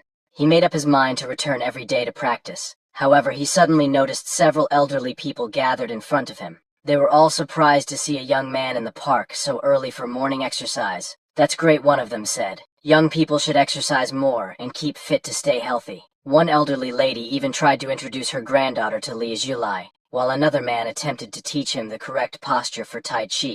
Nervous, Li Julai politely declined, saying, "Grandpa, Grandma, I have to go back to school for classes. I'm leaving now." The elderly group insisted that he should come every day to practice, but Li Julai quickly ran off, escaping as fast as he could. Once he was free, he breathed a sigh of relief. But seeing so many elderly people gave him an idea, a new business opportunity. In another 2 years, he thought excitedly, square dancing will explode in popularity among the middle-aged and elderly. Right now it's spontaneous, with no organization or discipline. China's society is aging rapidly, and if I create a structured, safe space for square dancing, not only would it contribute to society by providing a place for exercise and relaxation, but it would also be a fantastic business opportunity. Thrilled by the idea, he thought, "I'll make a plan when I get back." As he walked away, an old man practicing martial arts in the park noticed him and thought, "This young man has an aura similar to ours." Later, at the airport, an announcement echoed through the terminal. "Ladies and gentlemen, welcome aboard our flight to Yanzhou. It is now boarding time. Please have your boarding pass and valid ID ready and line up to board the plane." Everyone noticed Li Julai talking on his cell phone, and they were surprised. A mobile phone, they thought. That's so expensive. In the 90s, owning a mobile phone was considered a luxury. The lady on the other end of the call told Li Julai, "We've selected several houses near Sanli Lake for you." The woman on the phone asked Li Julai, "When would it be convenient for you to come and have a look?" Li Julai, preparing to board his flight, replied, "I'm about to board the plane now. Contact me in 3 hours when I've landed." After grabbing his bag, Li Julai boarded his flight to Yanzhou. A few hours later, he landed and made his way to Dezuo Real Estate. At the real estate office, the receptionist greeted him and said, "The market price of the house you're interested in is 1 million yuan. Would you prefer to pay in full or through installments? If you're interested in installments, I can introduce you to our bank loan services." The receptionist smiled, thinking he looks to be in his early 20s. Could he be a rich second-generation kid? He sounded so generous on the phone. Could he be the god of wealth? Li Julai paused and told her, "Give me a minute. I want to take another look before deciding." He knew this property would not only serve as a base for him in Yanzhou, but its market value would also skyrocket in the coming years. The agents have a good eye for selecting properties. No wonder this industry has thrived for so long. But it's a shame about real estate. In about 10 years, the market will collapse. Without further hesitation, Li Julai took out his golden card and handed it to the receptionist. "I'll pay in full," he said. The receptionist's eyes widened in shock. Not just her, everyone present in the office was taken aback. Did he just pull out 1 million like it's nothing? Someone whispered. He looks so young and his clothes are modest. But he didn't even blink when paying in full. Maybe he's from a super rich family. Another person nodded. Must be a second-generation rich kid for sure. A girl dressed in black overheard the conversation and remarked, "Sanli Lake is far from the city center. There's no room for the property value to appreciate. I must have been fooled." Another person whispered, "Are you stupid? The value of houses in that area won't appreciate. That's the old town." After signing the contract for the house, Li Julai smiled to himself. They don't know anything. Forget Sanli Lake. If you buy property in Yanjiao, you'll make a fortune too. Being reborn has its perks. Satisfied, Li Julai thought. Next up, there are other important things to take care of. He made his way to a newspaper vendor and bought a copy of the Financial Evening News. As he flipped through the pages, he noticed an article about Feilong Technology's rapid growth. The company had not only secured domestic success but also attracted overseas investments. Father Long really knows how to seize business opportunities and climb to the top, Li Julai thought. But then he smiled knowingly. I can't let him dominate the market alone.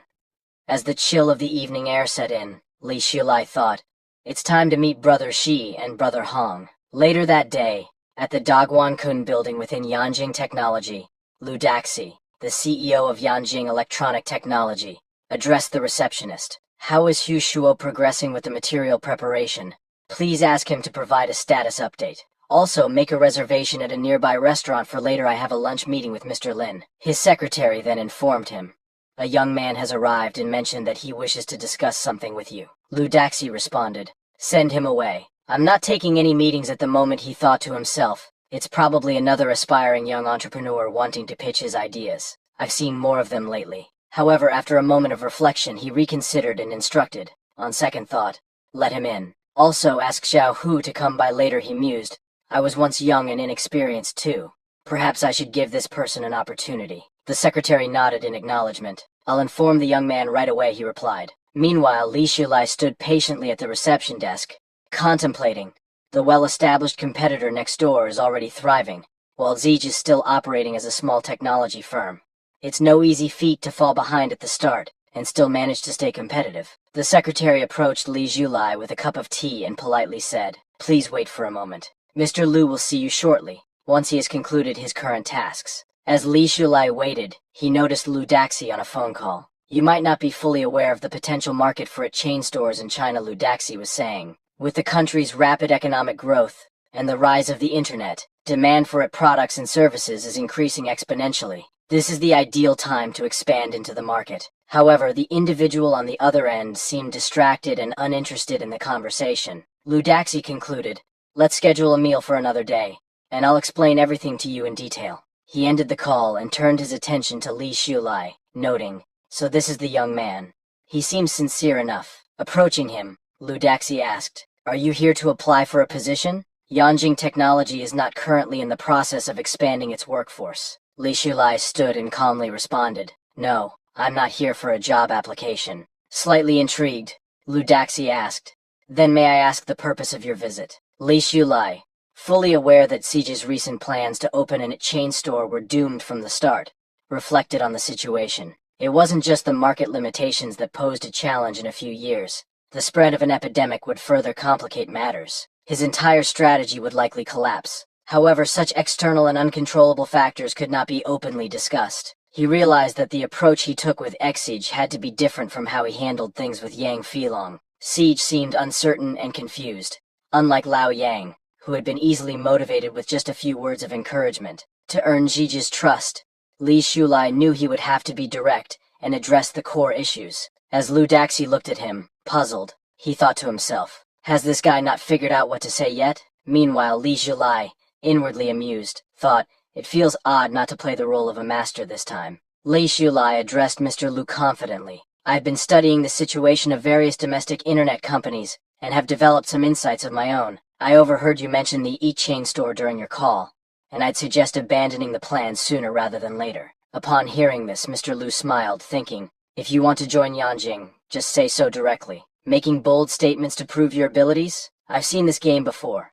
He responded, In recent years, with the country focusing on infrastructure development, land prices will continue to rise steadily. Physical stores will find it increasingly difficult to turn a profit due to rising labor and rent costs. Instead of competing for a shrinking market, it's better to shift your focus toward the internet. However, upon observing Mr. Lu's expression, Li Shulai realized that, in his heart, Siege likely dismissed his advice. Yet outwardly, Mr. Lu maintained a respectful demeanor, as if appreciating Li Shulai's insights. Siege shook his head and said, You're only seeing the surface, not the core. While physical store costs have increased, the profits from its chain stores are more than enough to cover those expenses. Mr. Lu continued, You have no idea how popular the Yanjing counters are. As long as the brand Yandong is associated with it, there will be long queues. Young people like you haven't experienced the ups and downs of the industry. It's not enough to just theorize, you need practical experience. Practice is the only way to test the truth. Opportunities are fleeting. Successful people achieve their status because they know how to seize the moment. If you're too timid, you'll never accomplish anything.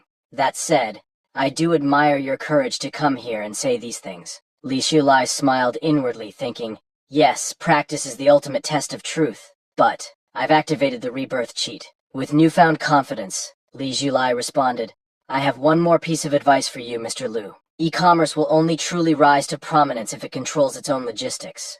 One day you'll understand exactly what I mean. Mr. Lu laughed and said to Li Shulai, You're quite an interesting young man, even bolder than I was back in my day. However, his face turned serious as he added, Confidence is good, but no matter how fearless you are, reality will teach you a lesson. Li Shulai remained unfazed and confidently responded, Then just wait and see. He handed Mr. Lu his business card and said, "If you ever need my help, you know how to contact me with that." He left the office. Mr. Lu glanced at the business card and noticed the name Li Shulai. Initially, he didn't pay much attention and tossed the card into the trash. However, moments later he reconsidered and retrieved the card, thinking, it may have sounded a bit outrageous, but I can't seem to shake it off. Today has been strange, he thought, carefully placing the card in a safe spot. When my IP chain empire is built, I'll invite him to see it firsthand, he resolved. Meanwhile, Li Shulai walked out of the building, smiling to himself. At this stage, Lu Daxi wouldn't abandon a long-prepared plan just because of a few words. But once he faces setbacks and realizes his mistake, he'll come looking for me. Let him be humbled by his ignorance, Li Shulai mused. As both men pondered their encounter, Li Shulai's thoughts shifted to his next target, Qiandu. After securing both Mr. Lu and Yang Filong, he was ready to move forward with his plans. Sometime later, at Hengcheng University, in the boys' dormitory, Zhang Ming greeted Li Shulai enthusiastically. "Hey, it's great to see you again. Where did you disappear to over the weekend? Why are you still carrying your luggage?" Li Shulai brushed off the question and replied, "I went home to visit my parents."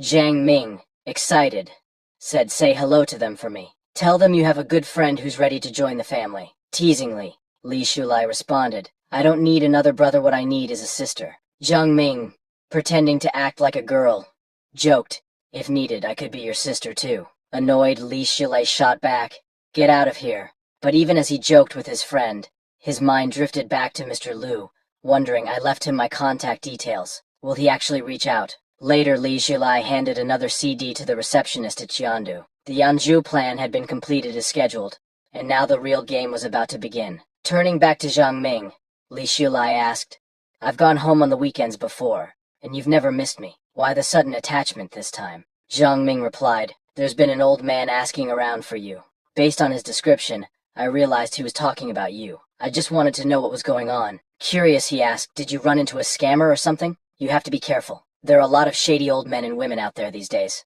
Teasingly, Li Shulai remarked, "It's just the bad guys getting old. Most older people are still kind and trustworthy." Zhang Ming grinned and replied, "Well, if anything like that happens, you know your dad will always have your back." However, Li Shulai couldn't shake a feeling of concern. Who could be looking for me at this time? Father Long isn't that old, is he? He shrugged the thought off. If it's something important, they'll find me again. With that, he finished packing his things and prepared to leave. Just then, the old man who had been searching for Li Shulai appeared. He had been asking around the university and nearby marketplace, hoping to track him down. As Li Shulai went out for a walk, the old man finally found him. Rushing over, he grabbed Li Shulai's hand and urged him, "Come with me." Confused but curious, Li Shulai followed the old man to a nearby park. Once there, the old man instructed him, "Look carefully." Suddenly, fire-like energy began to gather around the old man's body, and Li Shulai stood in shock. "Is this what I read about in the ancient texts?" The old man then shouted, "Focus your energy and center your mind." Although the technique wasn't overwhelmingly powerful, it was strong enough to cause the leaves on the surrounding trees to fall. Li Shulai, trying to remain composed, thought, the dignity of the elders should be respected. The old man, somewhat embarrassed, asked, "Did you understand what I was trying to teach you?" Li Shulai, now deeply intrigued, thought, "This blazing energy, like a raging fire, shows that this man has been practicing for a long time." Then, it hit him, is this man an immortal cultivator? He quickly pieced it together. It's not that the spiritual energy in this world is reviving, but that there are already many hidden masters practicing in secret. I didn't have the qualifications or opportunity to join them before. Deciding not to reveal his inexperience, Li Shulai thought, I'll just play along and act knowledgeable. Meanwhile, the old man was having his own internal revelation. I've met countless people, but this young man's essence is the purest I've ever encountered. I've struck gold. If my granddaughter marries him, the Zhang family's future will be secure. Feeling a bit nervous, Li Shulai asked, "What exactly do you want me to do?" His thoughts raced. Is this like the novels? Is something off here? With a serious expression, the old man asked, "Are you currently seeing anyone?" Li Shulai was stunned. That's what he wants to ask me. He thought to himself, this is the first time I've met a real-life immortal cultivator, and instead of talking about the spiritual world or discussing the mysteries of cultivation, he's asking me about my dating life? Realizing the situation, he thought, wait, is this old man setting me up for a blind date? Nervously, Li Shulai replied, "What kind of relationship could a serious person like me have? I have to go to class soon, so I'll be leaving now." But before he could move, the old man stopped him, saying, "My granddaughter is smart, clever, considerate. and beautiful. She attends your school. I'll call her over right now. Li Shulai felt a sense of unease wash over him. Am I in serious trouble here? The old man, wasting no time, dialed his granddaughter at lightning speed. Li Shulai, noticing the strength of the old man's grip, thought, this man is indeed a cultivator. His strength is incredible. Meanwhile, on the other end of the call, the old man's granddaughter picked up, asking, Grandpa, did you come out of seclusion? Do you miss me? The old man, now slightly awkward, looked at Li Shulai and said, Ning Ning, don't accuse me wrongly. I think about my precious Ning Ning every day. Look, your grandpa came to your school today specifically to see you. Come find me quickly. Ning Ning, surprised, asked Grandpa, why didn't you tell me earlier? I just promised to go shopping with my classmates. Now I'll have to cancel on them. Her grandfather quickly reassured her, I've brought you lots of delicious food and beautiful clothes. You can share them with your classmates later. Come here now. Reluctantly, Ning Ning agreed and told him she would be there soon. As soon as the call ended, Li Shulai tried to excuse himself, saying, I won't intrude on the venerable and his granddaughter's family time. I'll head to my class now. However, the old man grabbed him by the shoulder and said, just wait 10 minutes. You're single anyway, so why not at least meet my granddaughter before making any decisions? Li Shulai, feeling trapped, thought, I don't have time for this. The old man insisted, my granddaughter is not only beautiful, but she's also very filial to her elders. She's truly one in a million. I guarantee you'll be impressed. Trying to remain polite, Li Shulai responded, I am currently focused on my cultivation and have no interest in my personal life. No matter how exceptional the venerable's granddaughter may be, I am not interested. Both the old man and Li Shulai were locked in a tug of war,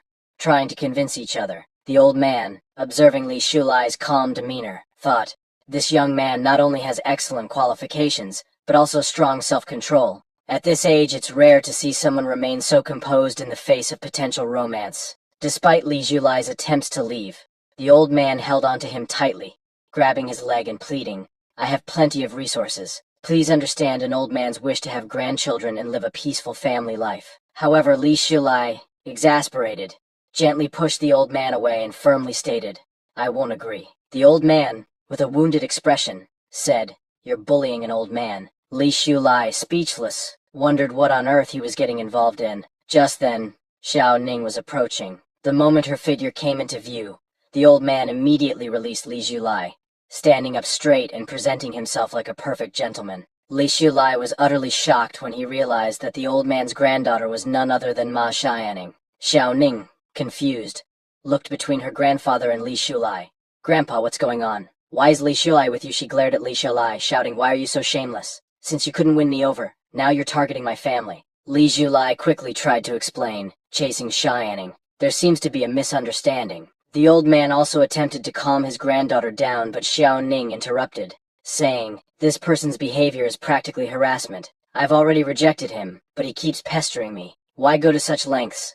Plotting against my family will only make me hate you even more. She turned to her grandfather, asking, Grandpa, did he bully you just now? A college student bullying an elderly person, how disgraceful. Li Shulai, visibly frustrated, responded, Ma Xiaoning, you've been talking to yourself for a while now. Have you had enough? None of what's happened here is my fault. The old man chimed in, agreeing with Li Shulai. Ning Ning, this young man didn't do anything wrong. I was just tired of standing, so I lay down to rest, although inside, he was secretly pleased that such a promising young man had once had a crush on his granddaughter. But Xiao Ning wasn't convinced.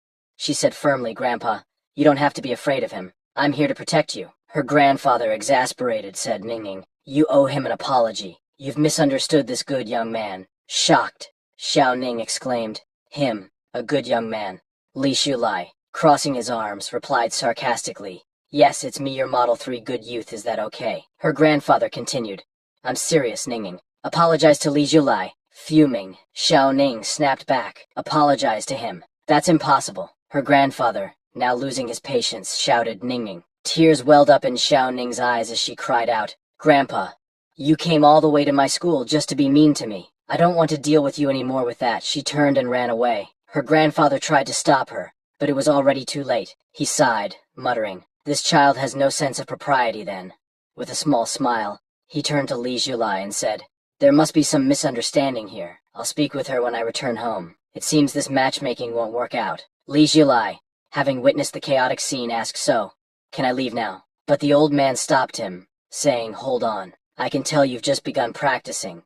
There's no need to be so on guard around me, afraid of exposing your foundation." Upon hearing this, Li Shulai was stunned. The old man calmly explained, "In the eyes of practitioners, unless one deliberately conceals their cultivation, it is transparent. By observing your true essence, we can easily discern your level of cultivation." He continued, "Matchmaking was secondary. My primary reason for approaching you is to establish a relationship, though you've only recently begun practicing. Your true essence is exceptionally pure. This indicates that you have a unique physique and extraordinary talent traits that make you an excellent candidate for cultivation." Upon hearing this, Li Shulai realized that his rebirth had likely tempered his qualifications. It seems that if they find someone with potential, they'll try to match them with a cultivator, he thought. Noticing Li Shulai's contemplative expression, the old man smiled. "You're still hesitant to discuss anything related to cultivation, which shows your cautious nature. In the world of cultivation, vigilance is a virtue. If you're not careful, you might fall victim to those who kill for treasures. I also suspect you don't have a master and that you've learned everything on your own. I admire your character and am optimistic about your aptitude and understanding. Given time, you will undoubtedly achieve greatness. I simply wish to meet you while you're still humble, so that when you rise to success, my Zhang family can benefit from the relationship." With a smile, the old man thought, "It seems I've convinced him. Time to make my next move." He then told Li Shulai, "There's a practitioners' conference this week, held at Chunjun Temple on Laojun Mountain. As a show of my sincerity, I will introduce you to my senior sister when the time comes. While I, as an expert at the third realm, cannot make further breakthroughs and may not be able to guide you, my senior sister is one of the most powerful individuals in the world. Becoming her disciple would guarantee your rise to the top." Li Shulai's curiosity was piqued. In the real world, the third realm is considered a master? Though the old man's methods seemed a bit unorthodox, Li Shulai appreciated his honesty and open intentions. "He's someone I can befriend. Besides, navigating cultivation alone is like a blind man crossing a river. It's wise to seek guidance." In Li Shulai's eyes, Zhang Keiyang's accomplishments were already impressive, and his senior sister must be a wise, white-haired master from whom he could learn a great deal. "Well," Li Shulai said thoughtfully, "since you're being so sincere, it would be impolite of me to refuse. If your excellency intends to help me, I will repay your kindness with gratitude someday." Finally, after all his effort, the old man successfully persuaded Li Shulai. As for Xiao Ning, the old man thought to himself, "We'll need to handle that situation carefully to avoid any lingering issues."